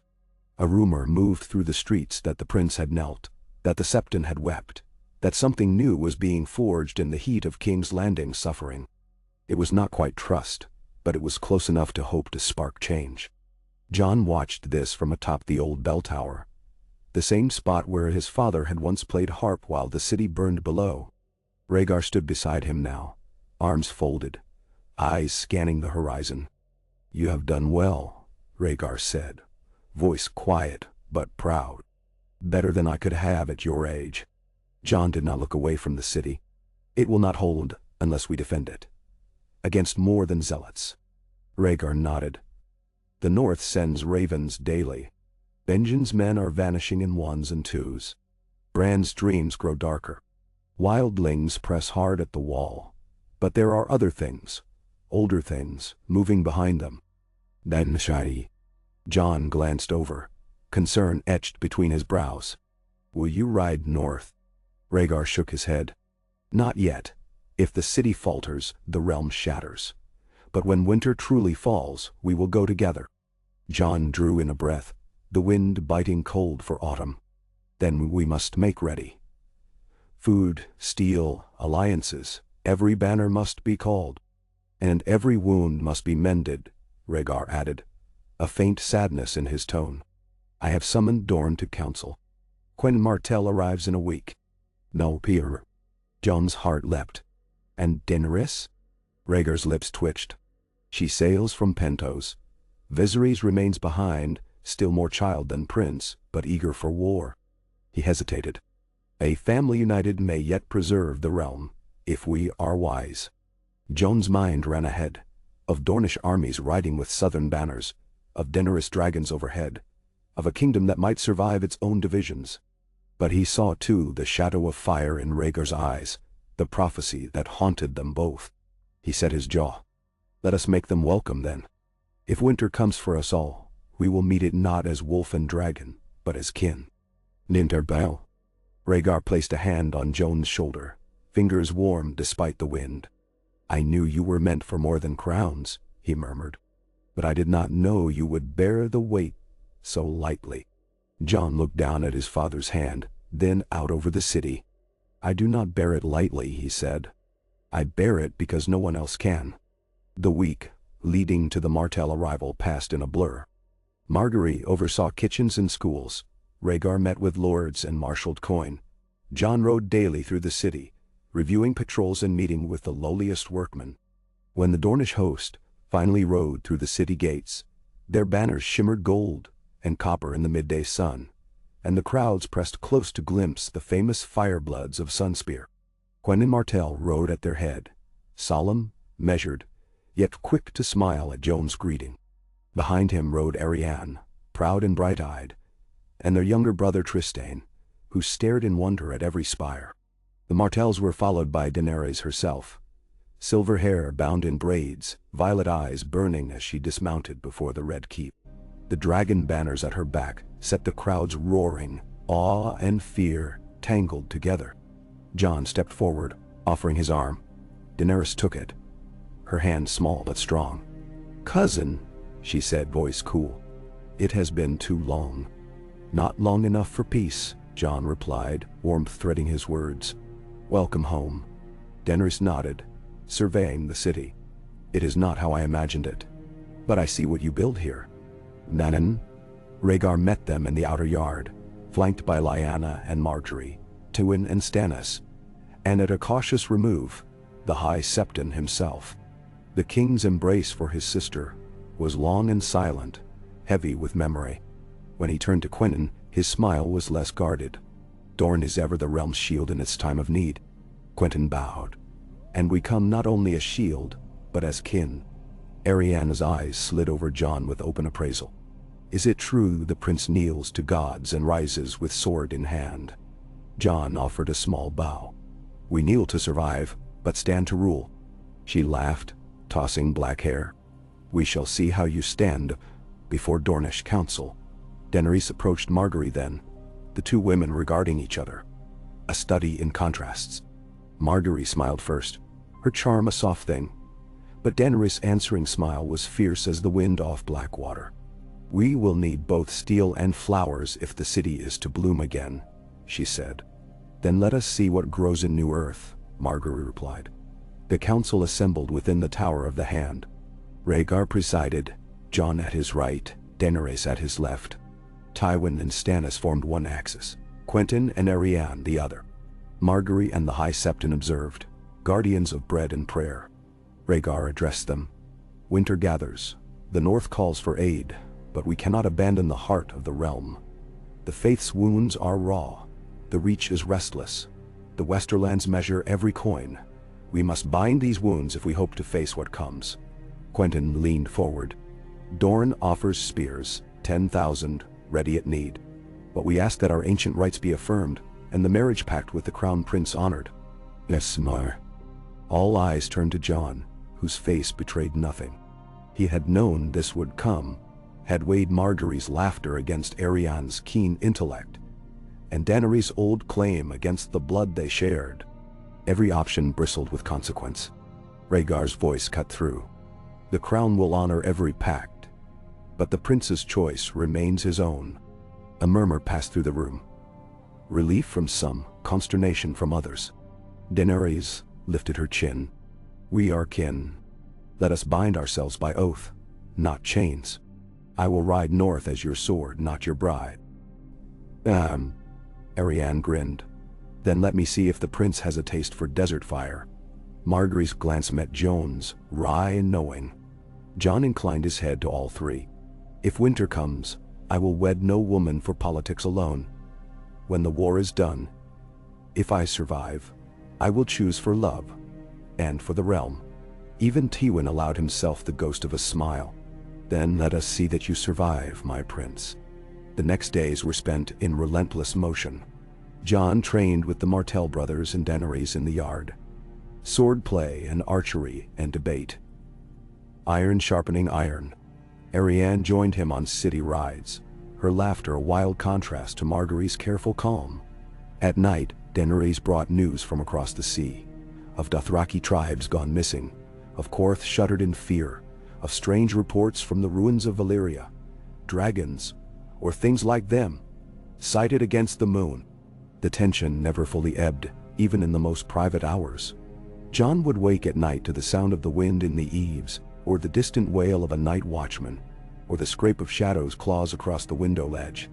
Dreams of snow-drowned forests haunted him, threaded with glimpses of a wall of ice, eyes blue as glass, and Benjen's face, drawn, lost in darkness. Lyanna found him thus one morning, sitting at the foot of the Godswood's lone weirwood branch, eyes hollow from lack of sleep. You cannot fight winter in dreams, she murmured, kneeling beside him. You must wake and make ready. He nodded, and together they prayed. Lyanna's voice was soft, but it steadied him. That day, Jon summoned the captains of the city watch, the masters of grain, the commanders of every house sworn to King's Landing. He spoke with new force, no longer merely the prince who knelt, but the commander who would stand. Winter comes. Every hand must build. Every back must bear the weight. There will be no hoarding, no hiding. The city is a wall, every stone, every soul. He sent riders north with messages for the night's watch. Gold for Winterfell, ships for White Harbor. Every measure that could be taken was taken. Save one. The search for the pure continued, with Sir Arthur Dayne leading the silent hunt through cellars and crypts, rooting out every cache of wildfire, every secret passage. One night, as Jon patrolled the city's southern edge, he felt the old shiver of foreboding. The air itself tasted wrong, sharp, bitter, charged with storm. He turned the corner of a narrow lane and found himself face to face with a hooded man, dagger glinting beneath a lamp. Jon drew black snow in a single motion, stance wide. You have one chance, he said, voice low. Drop the blade. The man laughed, a dry, fanatic sound. You kneel to gods, but we are the fire. The city will burn, as Aerys willed. Targaryen blood must be purged. He lunged. Jon twisted, parried, the fight silent and swift. Rain hissed against steel. Shadow darted from the alley's gloom, latching onto the man's arm. He shrieked, but Jon's blade was faster, striking hilt first to the temple. The zealot fell, stunned. Jon knelt, pressing the man's face to the mud. How many are left? The zealot spat blood, eyes wild. Enough to finish you all. Enough to cleanse the world. Nimimo. Footsteps pounded. Arthur Dayne and his men rounded the corner, blades drawn. Jon rose, wiping blood from black snow. Arthur knelt by the prisoner, binding his wrists. He carries a map, he said grimly. A network of tunnels under the hill of Rhaenys. Enough room for 100 men or 1,000 jars of wildfire. Jon's skin crawled. He met Arthur's eyes. Seal every entrance. Post guards at every drain and vent. We root them out tonight. Nantaran. And so began the hunt under the hill. A long, perilous sweep through ancient crypts and forgotten sewers. Lanterns bobbing, swords drawn. They found 3 pure zealots dead already, poisoned by their own hand. A 4th, half mad, tried to light a fuse as Jon and Arthur burst into his alcove. Jon tackled him, wrestled the spark away, and stood, heart thundering. "This is the last," Arthur said, surveying the emptied chamber. "The city is safe, for now." Jon looked at the row of wildfire jars, green fire flickering inside. "Safe is not what I feel," he said. "But safer, perhaps, than before." Dawn broke over a city, battered but whole. The High Septon preached of humility. The Martells feasted with Tyrells and Baratheons, and Jon stood in the yard with Daenerys, Marjorie, Arianne, Rhaegar, and Lyanna. Family, allies, strangers, all bound by war and peace. Rhaegar spoke first. "You have proven yourself in fire, Jon. The realm is yours to inherit, but it will be yours to save as well." Jon glanced at each of them. "I cannot do it alone." "You will not have to," Daenerys said softly. "When winter falls, we ride together." Lyanna placed her hand on Jon's. "The North will answer." Marjorie and Arianne joined, their hands warm. "The Reach and Dorne will feed and defend the realm." Shadow leapt onto the table, tail flicking. Jon smiled, a tired but genuine thing. "Then, let us meet what comes as kin." Above them, the city's bells tolled again, echoing across the red rooftops and shining towers. Jon listened, heart steady, and knew that while winter waited, the dawn would rise again. He would see it through, for the sake of every soul beneath his watch, dragon, wolf, and all the rest. Beyond the city, the snow had begun to fall. The first true winter in 100 years. But this time, Westeros would stand together, and Jon Targaryen, prince and heir, would lead them. Kainoo. Ayen. A pale shrouded dawn crept over King's Landing, veiling the city in thin veils of fog and washing the stones with the first hints of winter's cold. The smoke of last night's cookfires still curled above thatch and tile, mingling with the scents of baking bread and distant rain. For the first time since the failed wildfire plot, a hush of uneasy optimism swept through the streets. The people woke to rumors of the prince who'd knelt and shielded the High Septon, of wildfire dug from the city's belly and cast into the sea, of lords and faith united against the darkness massing in the north. The bells rang out across the spires, at first for matins, then for the gathering of the Great Council. The hour had come for Jon Targaryen to face the assembled powers of the realm and shape the future on which their survival would depend. Within the Red Keep's highest solar, Rhaegar and Lyanna stood with Jon as the dawn brightened. Lyanna's hand rested on her son's shoulder, her eyes keen and proud, hair streaked silver at the temples, but her bearing unbowed. Rhaegar leaned on the windowsill, face carved by sleepless nights and the memory of too many choices that could not be remade.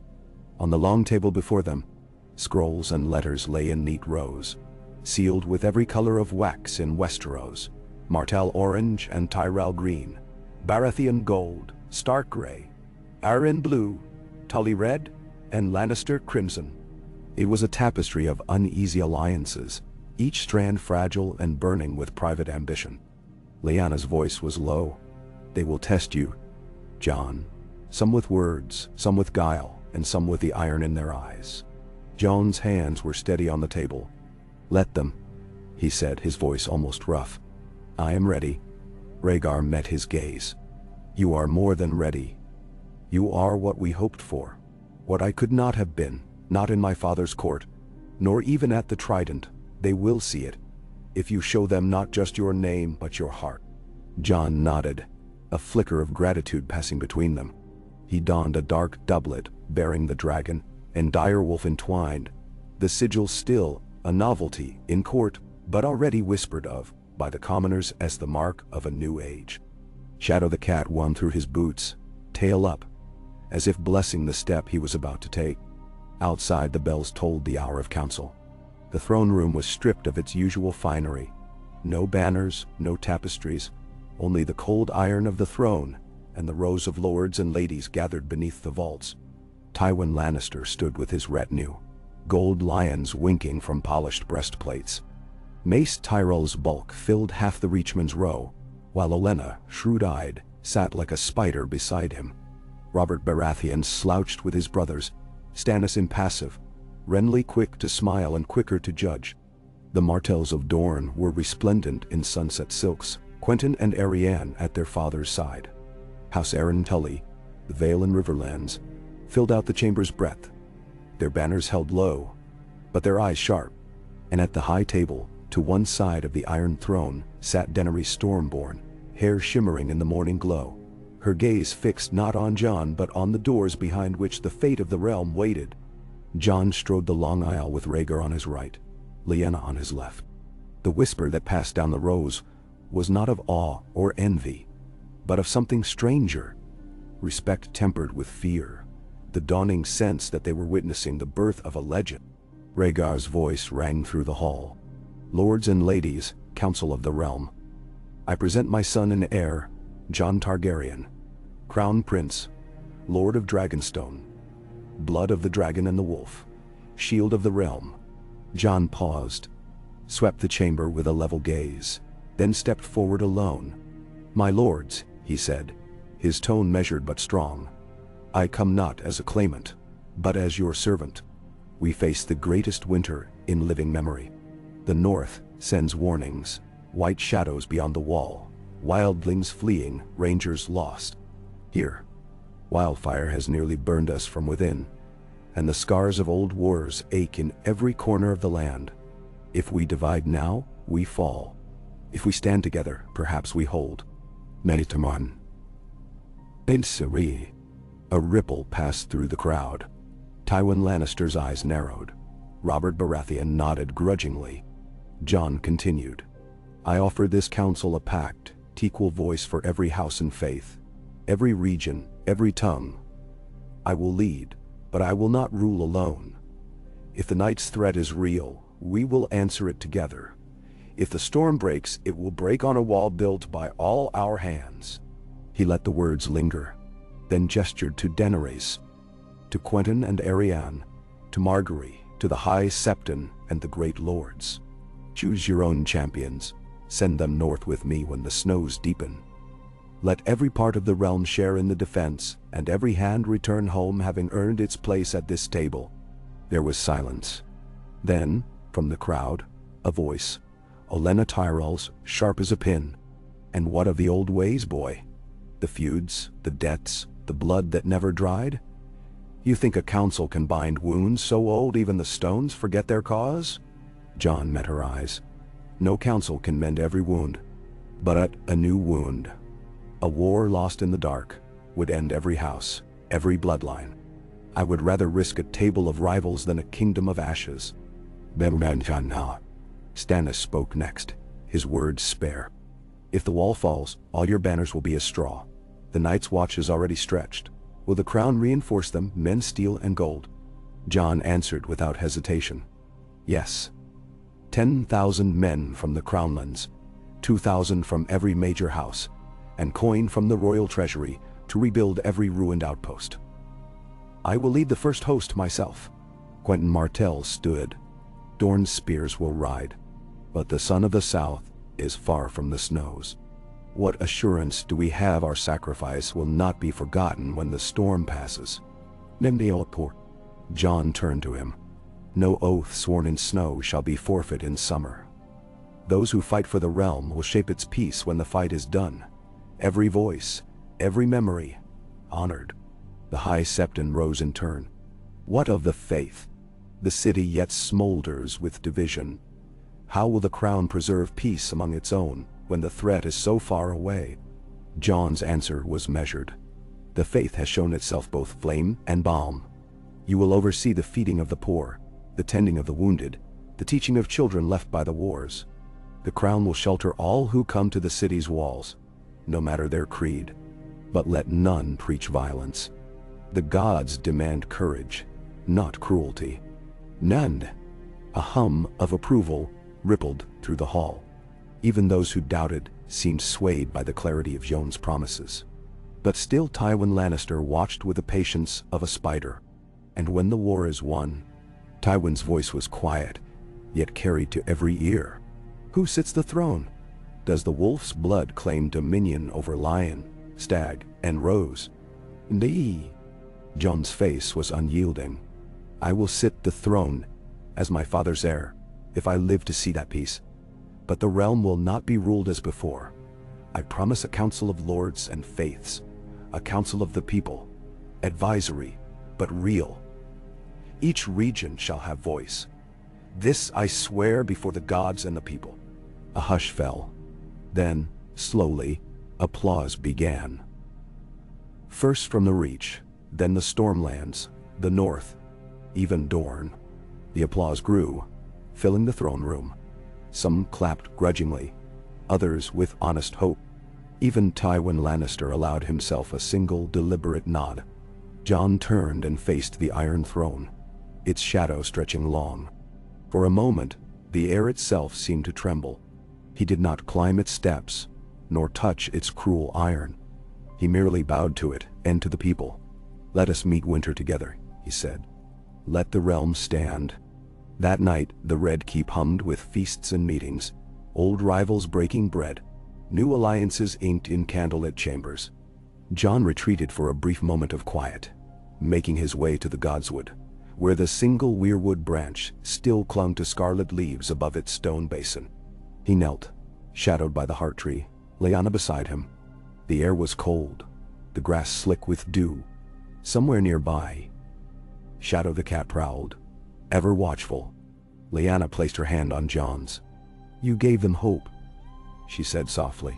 Not peace, not yet, but hope. Jon stared at the white bark, fingers curled in prayer. Hope is thin armor against winter. Sometimes it is the only armor, Lyanna whispered. When I was a girl, I thought honor was enough. Now I see that hope, given freely, earned honestly, is worth more than any sword. They sat in silence, the kind of silence that only comes to those who know sorrow too well to take peace for granted. Jon thought of the wall, of Benjen lost beyond its shadow, of Bran's dreams. He wondered if there would be time for all the mending he hoped to do. A crunch of gravel marked new arrivals. Margaery, Arianne, and Daenerys approached, each bearing a different gift. A flask of Reach wine, a flame-lit Dornish lantern, a folded letter from Pentos. Jon smiled, accepting the gifts with careful thanks. They sat with him beneath the tree, their laughter rising. For a few stolen minutes, above the cares of crown and council. Elsewhere, within the candle-lit solar of the Tower of the Hand, Rhaegar conferred with Tywin, Robert, Stannis, and the great lords. Rhaegar's voice was steel beneath velvet. Jon will march with the first host in the spring. The North must be relieved. Food, horses, steel. I will remain as regent and gather the second host, with Daenerys and the Dornish. The dragons. He paused. Tywin's eyebrow arched. Dragons? Plural. Mount here. Rhaegar's expression was unreadable. Rumors from Valyria. Daenerys believes she may soon have more than eggs. If they hatch, the realm's enemies may think twice. Robert snorted. I'll believe that when I see it. For now, give me strong men and stout walls. Tywin only nodded, his mind spinning webs. As you wish, your grace. The lions will stand guard. But remember, men who ride to war often do not return. Stannis scowled. Better to ride and die than to wait and starve. Rhaegar inclined his head. The matter settled for now. See to your banners, my lords. Winter is not patient. Now enough Drawendy. Abiwand. The council dissolved, each lord lost in thought. Outside, the bells tolled the night hour, mingling with the wind that swept through the city's high towers. As winter's grip tightened, preparations consumed every waking moment. Jon led drills on the city's walls. Knights and sellswords, new recruits and old veterans, all trained under his eye. The city watch doubled patrols, rooting out stragglers of the pure, finding only a few fanatics willing to die for their cause. Wildfire was locked deep beneath the keep, watched day and night by men Jon trusted with his life. Margaery oversaw soup kitchens and orphanages, her name whispered with gratitude in the streets. Arianne organized southern traders to bring in oranges and preserved lemons. forestalling the worst scurvy. Daenerys and Quentyn rode with the men, learning their names, gauging their strengths, planning for the march north. Lyanna rode daily to Winterfell, rallying the bannermen of the north. Sansa Stark replied from the Eyrie, promising the Knights of the Vale at Jon's side. As the first true snows fell, a rider from the wall arrived, frost-bitten, half delirious. He bore grim tidings. Benjen Stark was lost beyond the wall. The wildlings had been scattered or slain, and the dead had begun to march. Eyes like blue ice, skin like milk, voices cold as death itself. The wall held, but for how much longer, no man could say. Jon met with the lords that night. "We march before the moon turns," he said. "Every man and woman who can bear arms. The north calls, and we answer." Rhaegar laid a hand on his son's shoulder. "You will have my blessing, and my sword, if I must ride after." Jon smiled. "A thin and weary thing. Guard the city, father. If I fall, the realm will need you more than ever." Nanaban. Marguerite pressed a favor into Jon's palm, a length of green ribbon, embroidered with gold. "For luck," she whispered. "And for return." Daenerys clasped his forearm. "We ride together. The realm stands or falls by us all." Arianne kissed his cheek. "Bring back tales for me to retell in Dorne." Lyanna embraced him. "The North remembers. We wait for you." Jon donned black and silver armor, sword at his hip, direwolf sigil on his cloak. At the head of the host, lords, knights, free riders, even a few Tyrell archers and Martell spears. He rode from the city's gates, through falling snow, banners streaming in the pale dawn. Behind him marched hope and fear, and the living memory of a realm determined, for once, not to fall apart in the darkness. Across the white wilds of the north, the march was an ordeal of ice and hunger. The cold gnawed at flesh and spirit alike. Many fell, but the host pressed on. In every village, Jon paused to break bread with the folk, to listen to their stories, to promise that spring would return. He walked among the men at night, wrapped in wolf fur, sharing news from the south, speaking of unity and dawn. At Winterfell, Sansa met them with banners flying, Arya at her side, grown wild and sharp-eyed from her own journeys. Bran waited by the heart tree, his eyes seeing farther than Jon could guess, his voice calm and strange. "It is not the first winter, Jon," Bran said as they knelt beneath the ancient boughs. "But it may be the last if we fail." Jon squeezed his brother's hand. "We will not fail." From the wall, the news was worse. The dead had begun to batter at the gates, whites in their hundreds, white walkers at their backs. Jon conferred with the Lord Commander, old Sir Elysar, gaunt and grim. "We hold for now," Sir Elysar said. "But not forever. We need fire. We need sorcery. We need hope." Jon looked at Daenerys, at her dragons, grown strong and restless in the northern cold, scales shimmering like moonlight on new snow. She nodded. "We will fly," she said, "and we will burn." The battle for the wall was a nightmare of ice and flame. Dragons screamed overhead, lighting the night with fire. Men died by the dozen, but the dead died in hundreds. Burned, hacked apart, shattered by obsidian blades. Bran's ravens wheeled above, Arya and Sansa leading sorties through the dark. Marguerite in the rear tended the wounded, her cloak a banner of hope. At the heart of the chaos, Jon fought alongside his kin, black snow singing. He slew 3 white walkers himself, shattering their blades and sending their magic fleeing. Beside him, Daenerys rode her largest dragon, the two of them a storm of fire and fury. Yet for every white that fell, another seemed to rise. The wall groaned with the weight of winter. It was Bran who found the key. A spell spoken in the old tongue, carved into the stones beneath the wall. He called Jon and Daenerys, the last hope flickering in his strange, calm eyes. "There is a heart beneath the ice," he said. "A magic older than the wall. You must awaken it, or all is lost." Jon and Daenerys stood at the heart of the wall, dragon fire blazing behind them. Bran whispered his spell, Arya and Sansa watching with bated breath. The battle raging in the night. Jon pressed his hand to the ice. Daenerys beside him, their blood mingling on the cold stone. The wall trembled, then shone with a blue-white light, blazing upward like dawn itself. The dead screamed, faltered, and fell. The White Walkers melted into mist. The wall stood, reforged and humming with new magic. When the sun rose, the dead lay still. The survivors battered, but unbowed. The North was saved, for now. Jon turned to his friends, his kin, his people.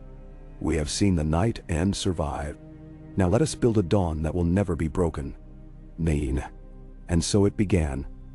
A new spring, a new peace, and a new realm built by dragon and wolf, by hope and fire, by the blood and courage of those who chose to stand together. For Jon Targaryen, the crown had never been the prize. The true victory was the life he had saved, for the realm, for his family, and for every soul who dared believe in the coming dawn. Ka.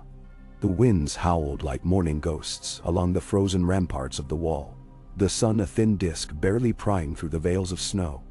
Men huddled in furs and black leathers on the heights, faces gaunt and hollow-eyed from too many nights without true sleep.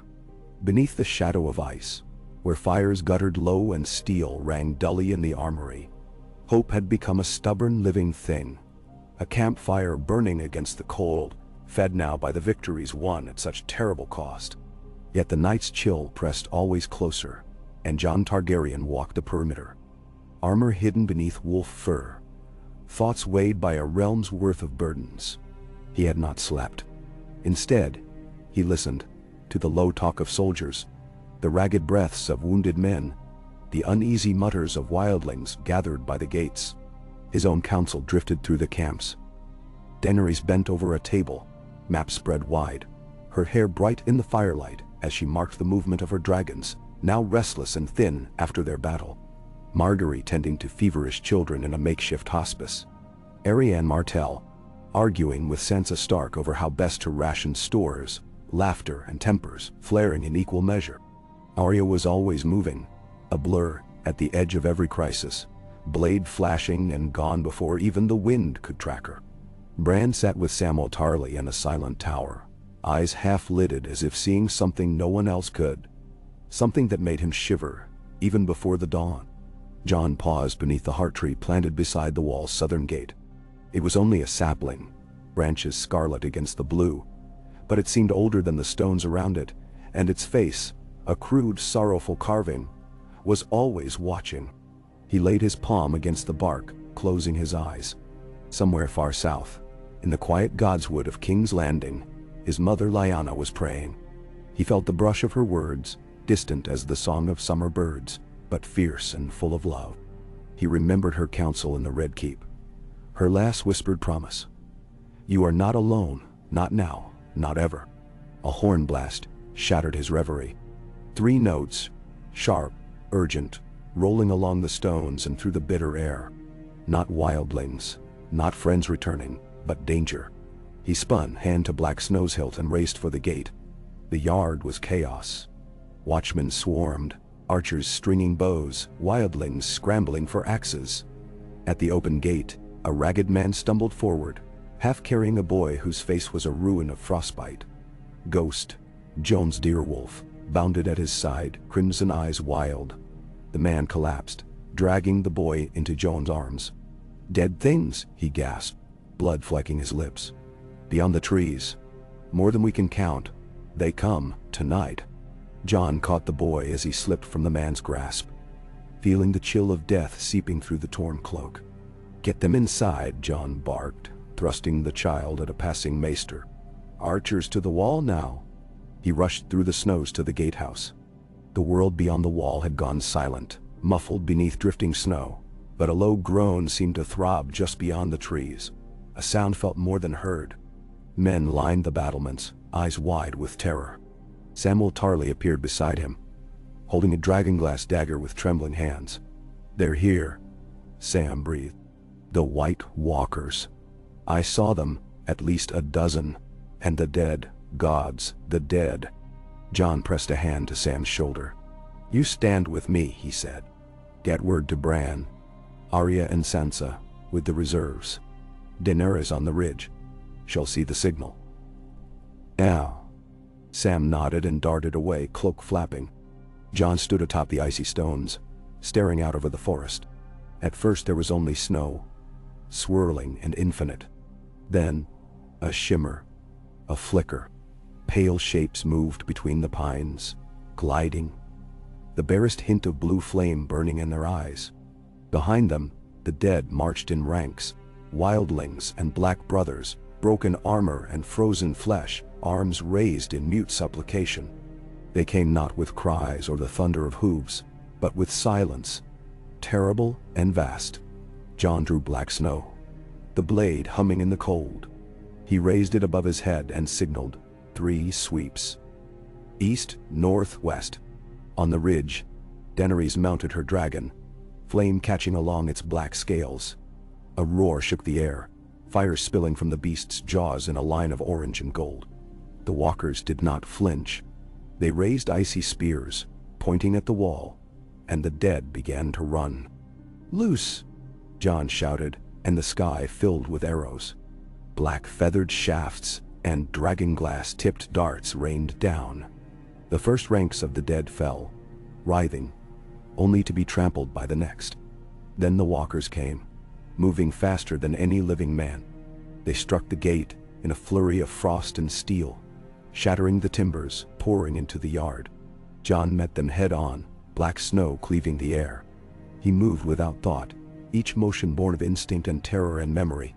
The first walker he faced was tall as Hodor, eyes burning, blade swirling.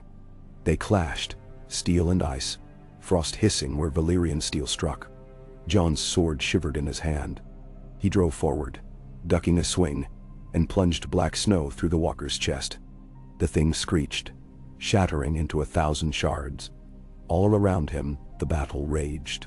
Daenerys swept low on her dragon, fire washing over the dead, burning whites to ash. Arya darted through the melee, blade slipping between ribs, face spattered with black blood. Sansa stood with the archers, loosing arrow after arrow, her eyes fixed and bright. Margaery knelt beside the fallen, pressing cloth to wounds, whispering prayers in the lull between screams. Arianne led a circle of Dornish spearmen, their lines holding even as the dead clawed at their shields. But for every white that fell, 3 took its place. The walkers pressed forward, cold swirling in their wake, the very air freezing. Jon felt his limbs grow numb, breath turning to mist. A walker drove a spear at his heart. He batted it aside, stumbling. Ghost leapt, fangs snapping at the creature's arm, and Jon surged forward, driving black snow through its neck. The walker fell, dissolving into wind and snow. Atop the wall, Bran stood with Sam, chanting words in the old tongue. The wind began to howl louder, a keening that rose above the clash of steel. Bran's eyes rolled back, and the wall itself shuddered, blue light pulsing through its heart. The dead faltered, turning as if sensing something unseen. A great cracking split the night. The wall itself, old magic surging in its veins. For a moment, Jon feared it would fall, burying them all. But instead, a wave of blue fire rushed outward, sweeping the yard, the forest, the dead. Everywhere it touched, whites collapsed, ice blackening and crumbling to dust. The walkers shrieked, twisting, but could not escape. One by one they fell, their bodies unraveling, until only silence remained. In the aftermath, the yard was a field of corpses and shattered ice. The wounded groaned, fires burned low, and a pale blue light still glimmered at the wall's base. Jon staggered to his knees, breath coming in ragged gasps, black snow heavy in his hand. Ghost pressed close, muzzle wet with blood and frost. Daenerys landed beside him, her dragon panting smoke. She slid from the saddle, hair wild, eyes wild too. "Is it done?" she asked, voice trembling. Jon rose, unsteady, wiping blood from his brow. "For now," he said. "For now." Arya and Sansa joined them, faces drawn, hands red with work. Bran came last, led by Sam, eyes distant.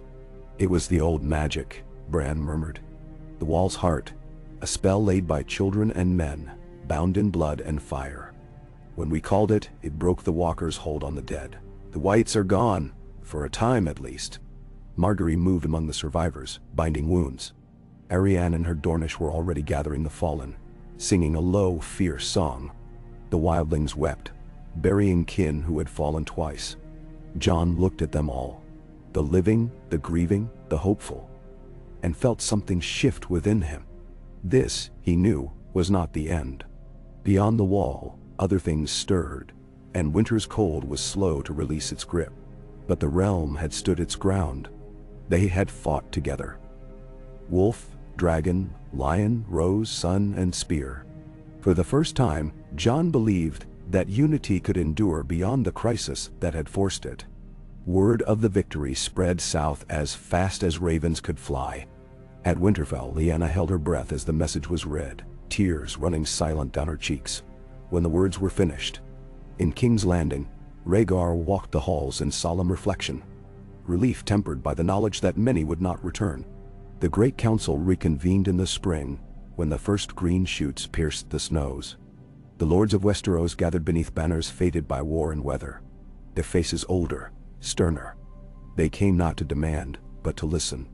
Jon, flanked by Daenerys, Sansa, Margaery, Arya, and Bran, stood before them.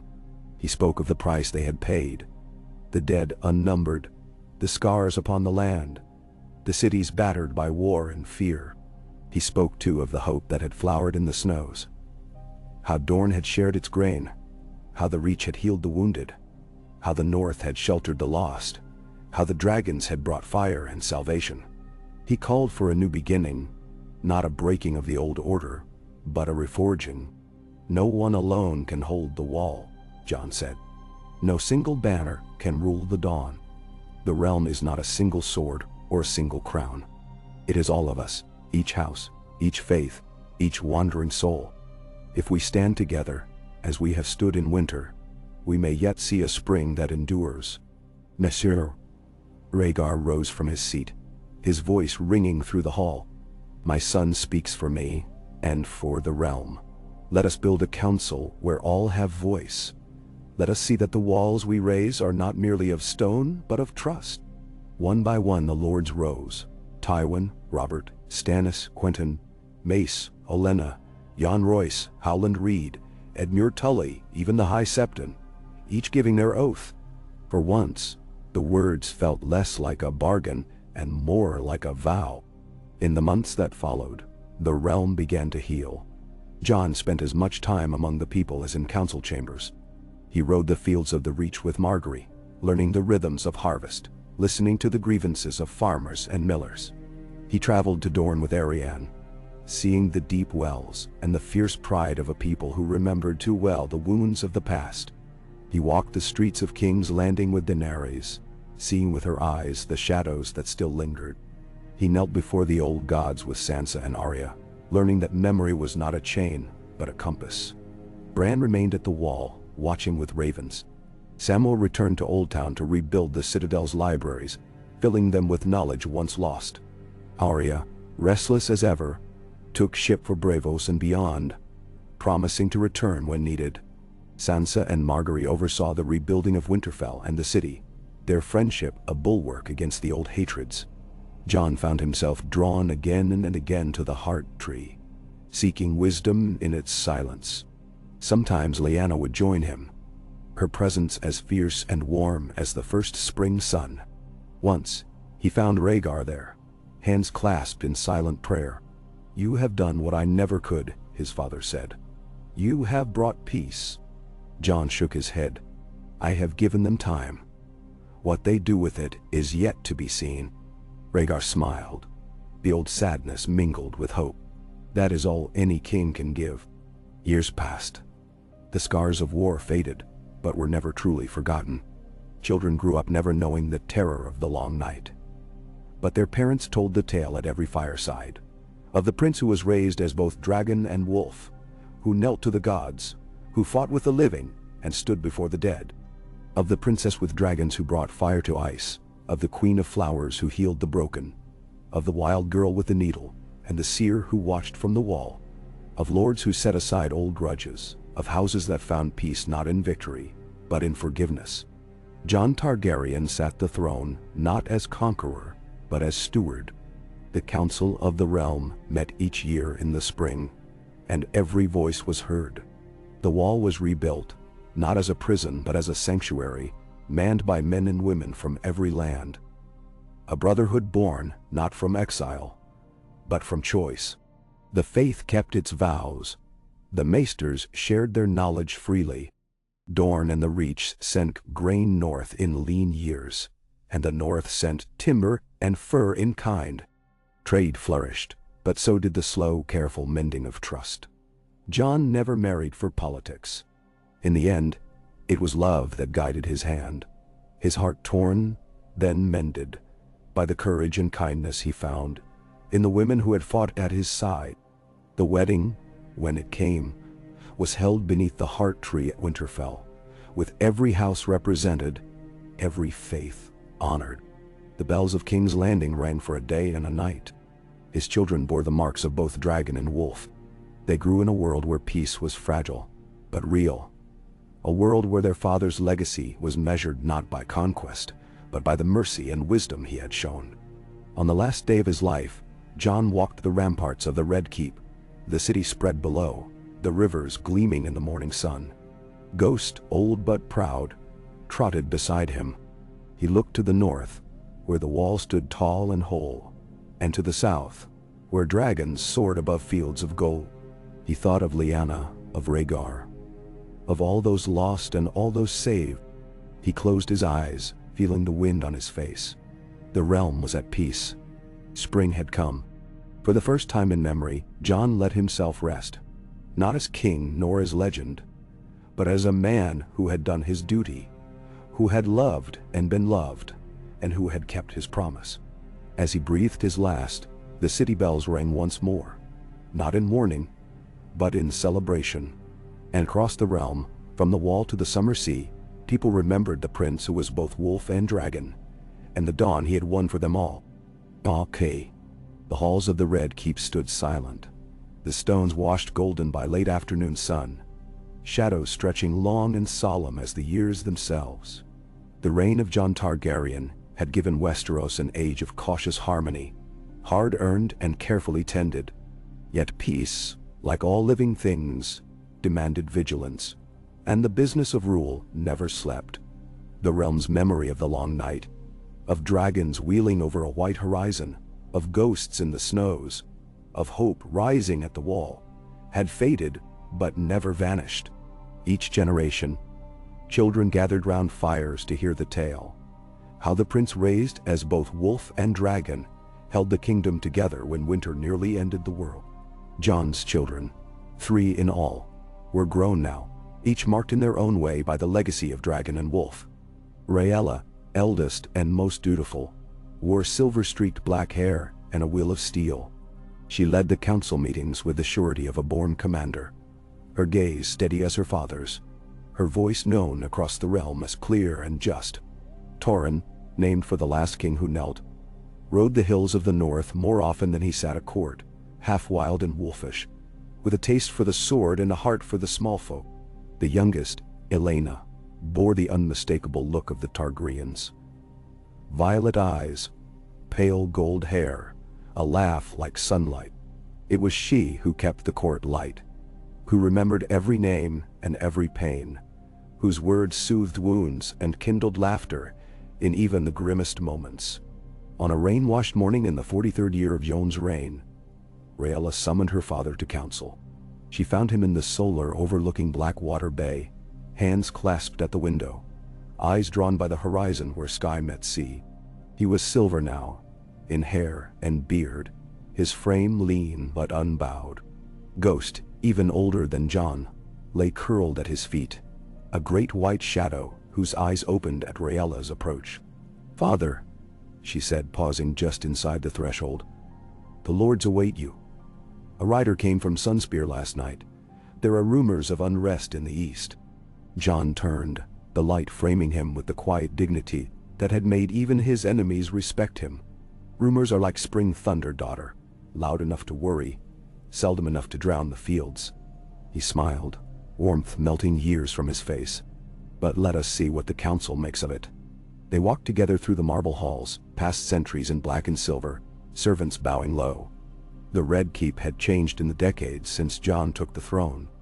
The Great Hall was less a place of fear than of governance.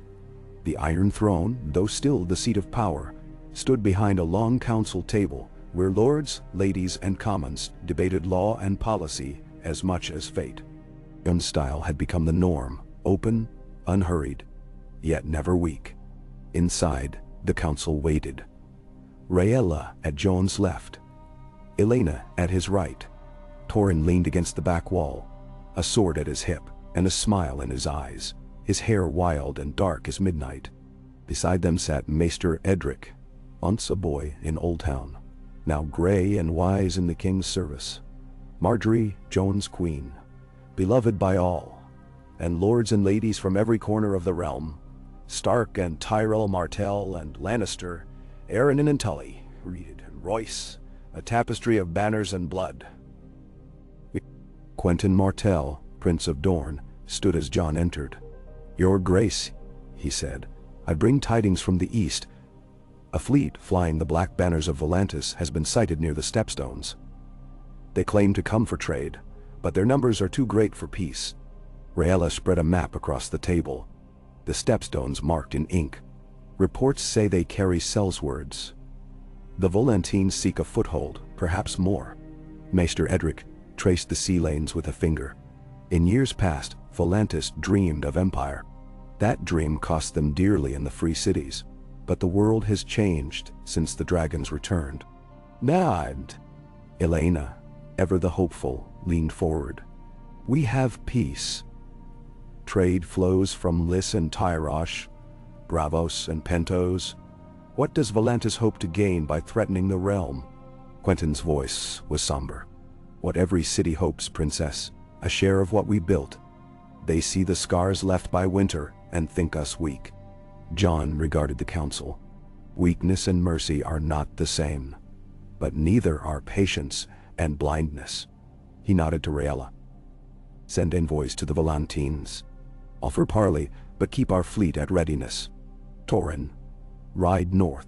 Speak with your Uncle Robb in Winterfell and with the mountain clans.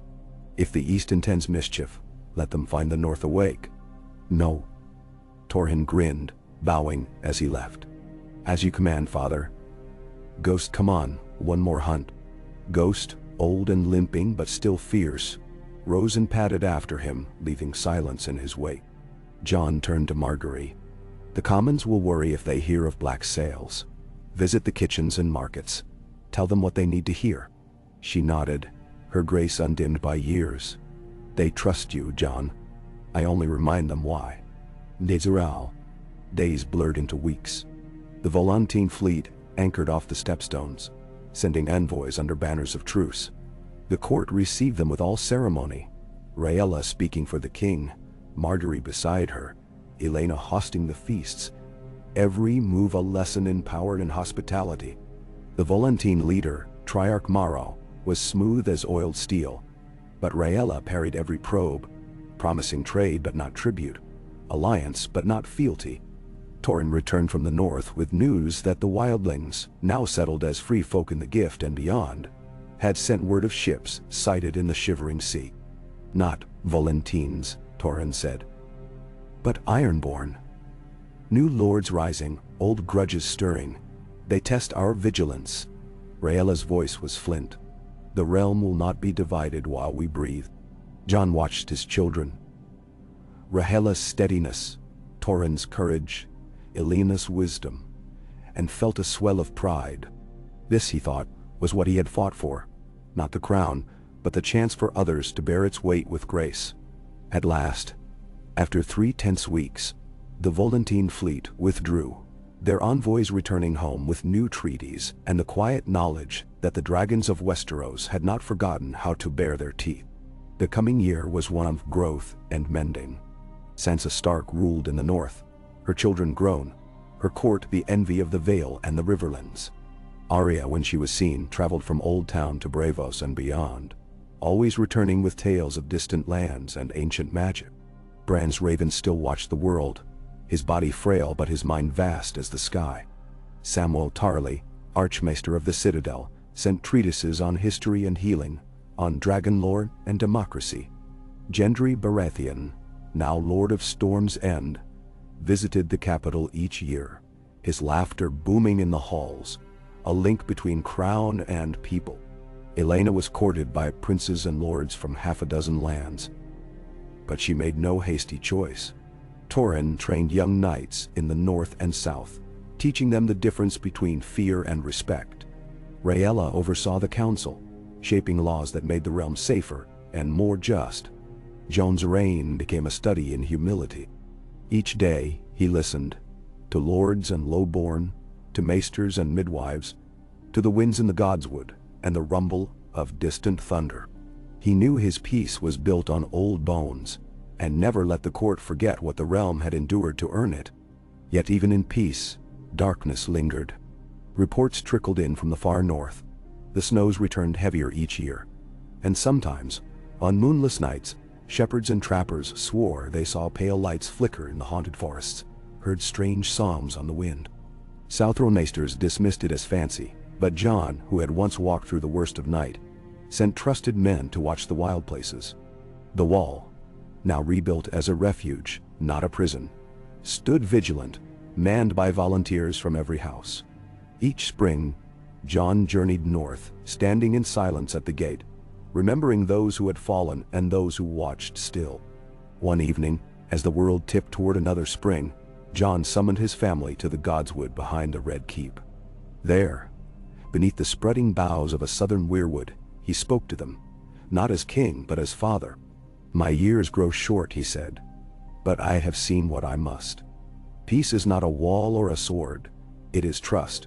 It is the choice to answer fear with understanding, to meet darkness with patience, to forgive what cannot be forgotten."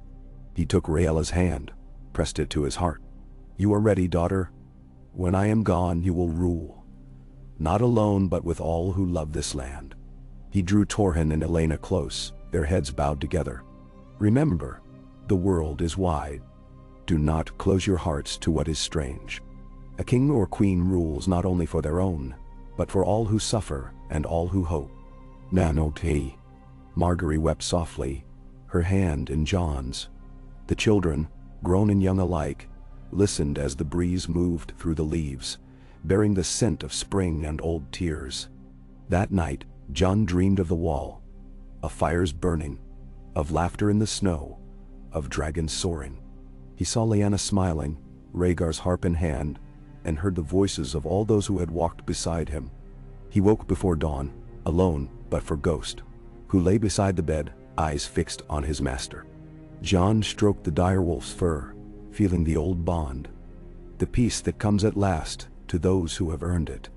He dressed simply, black and silver, and walked through the quiet halls, greeting servants by name, pausing to watch the city waking beyond the windows. He found Margaery in the gardens, and together they watched the sun rise over the bay. When the bells rang at mid-morning, Jon was gone, his passing gentle as the turning of a page.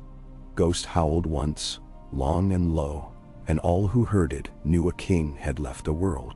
The realm mourned, but it did not fall. Rhaella was crowned in the godswood, the council at her side, every faith and house represented. Aelena spoke the eulogy, her voice trembling but strong. Torrhen stood guard at her shoulder, sword bared in promise. For 7 days and nights, the bells rang in every city and hold fast. Old friends gathered. Sansa from Winterfell, Arya from distant lands, Bran's voice carried by Raven, Gendry from Storm's End, Samwell from Old Town, Daenerys from across the narrow sea, her dragons circling high overhead. They came not only to grieve, but to remember. In the years that followed, Rhaella ruled as her father had taught. By counsel, by law, by love. Torrhen guarded the wild places. Aelena healed what was wounded and taught the young. The wall stood, and every spring the people gathered at its base to sing of the prince who had faced the night. Jon's legacy lived on, in law, in story, in every hearth where a child listened to the tale of the wolf and the dragon, the king who knelt, the father who listened, the friend who forgave, And though winter would come again, the realm remembered. In that memory, there was hope. Stronger than steel, brighter than fire, as enduring as the dawn. So the story became legend, and the legend became the heart of a kingdom that did not fear the dark, for it had seen the day when night was vanquished by those who chose, above all, to stand together. High summer swept the seven kingdoms, gold and green. The rivers ran full with snow melt, meadows shimmered with wildflowers, orchards bent heavy with fruit. From the hills of the north to the blazing Dornish marches, the land hummed with abundance. Peace, rare as a three-headed dragon, seemed woven into every root and blade of grass.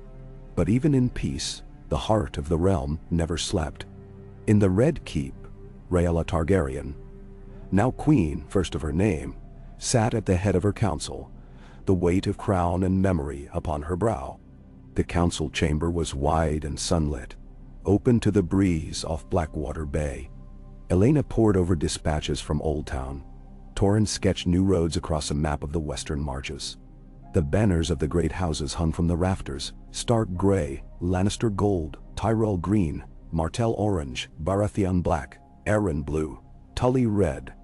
Among them, the intertwined dire wolf and dragon, sigil of the new dynasty, rippled in the soft wind. The business of the day was steady, roads to be paved, a new port to be dredged at Maidenpool, the ordering of coin and justice. Quentyn Martell, still Prince of Dorne, spoke of a bad drought in the deep south. Elena offered river engineers, and Torrhen sent for Stark carpenters. Unity that would have been unthinkable in Jon's youth was now matter of fact, but Rhaella's mind wandered beyond the parchment and quill. At night, she dreamed often of her father, his silver hair, his smile, his weariness, and of his voice echoing across the years. Peace is not a wall or a sword. It is trust. She heard it whenever the lords grew restive, whenever the market rumors ran cold or hot. She heard it now as a courier entered, his face drawn with haste. He knelt, holding out a sealed scroll. From the wall, your grace. Rhaella took it herself, breaking the black wax. She read, frown deepening, then passed it to Torrhen. He read aloud. A wildling host was seen west of the Frostfangs, not raiders, but families.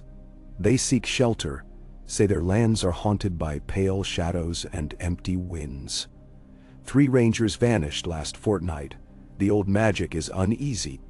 The council grew tense. Torrhen spoke first. Wildlings do not migrate without cause. The wall stands, but even a high gate may not keep out the cold. Elena said, "Do you think it is another long night?" Rhaella shook her head, but her words were careful. "I think the North remembers its old terrors, and the wall's true purpose is vigilance. Torrhen, ride north, take men you trust, lords and commons both. See the wall. If these wildlings are in flight, welcome them. If there is more, send word." Torrhen nodded, the wolf in him eager for snow and answers. He kissed his sister's brow, clasped Elena's hand, and left the council with quiet purpose. Quentyn Martell leaned in. "The peace holds, but only because you watch its edges. The day you look away, old wounds may fester." Rhaella met his gaze.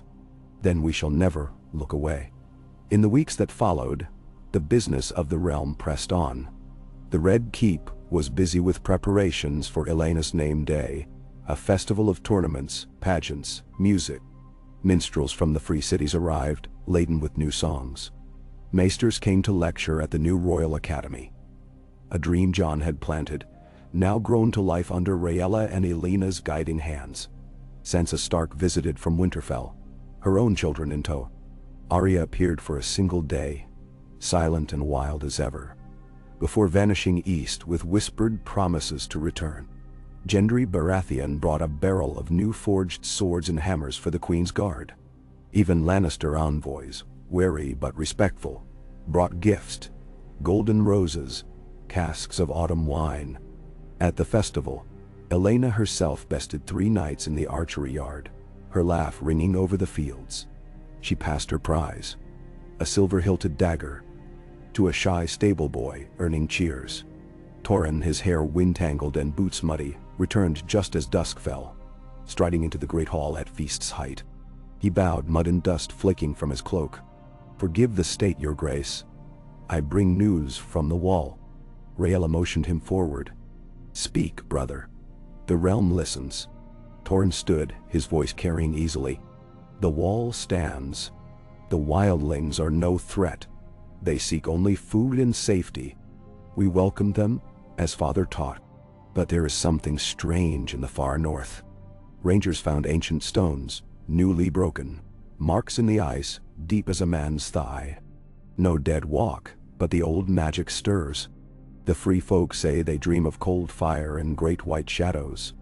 No harm yet, but the watch stands vigilant. "None." Sansa leaned forward. "Do you fear another winter?" Torrin shrugged, uneasy. "I do not know what to fear. But I remember father's warnings." Rhaegar addressed the gathered lords and ladies. "Let it be written, the wall's watch is renewed. Every house will send 2 volunteers to serve a year, not for exile, but for learning. Peace is not blindness, and the North must never stand alone." The hall cheered, cups raised. It was not war, but a binding. Of blood, of memory, of duty. In the crowd, the children of every house exchanged glances.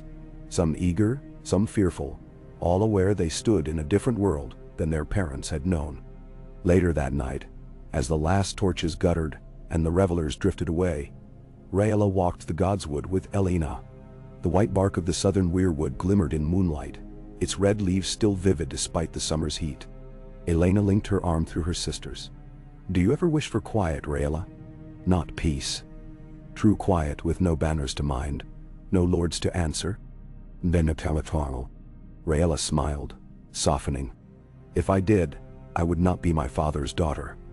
He taught us that peace is work, not rest. But sometimes I wish I could walk out these gates and be only a woman among the trees." Elena squeezed her hand. "You are more than that, and less. You are Rhaegar, not just queen. Never forget." They stood together under the boughs, silent, the moon and city lights mingling in the leaves. A nightingale sang. The scent of summer and old tears drifted through the air. In the years that followed, the peace of Joan's reign became legend, but its lessons endured. The wall held, each spring sending out its new companies of volunteers, sons and daughters of lords and crofters alike. Some stayed and made new lives. Others returned with stories of the haunted forests, of quiet mornings above the world, of friendships that crossed every line of blood and birth. The Royal Academy flourished, sending healers and engineers across the realm. The old rivalries between North and South faded, replaced by new competitions. For the best harvest, the most skilled artisans, the most beautiful poems and songs. The free cities sent envoys more often as students than as spies, their own sons and daughters seeking wisdom at the feet of Westerosi maesters.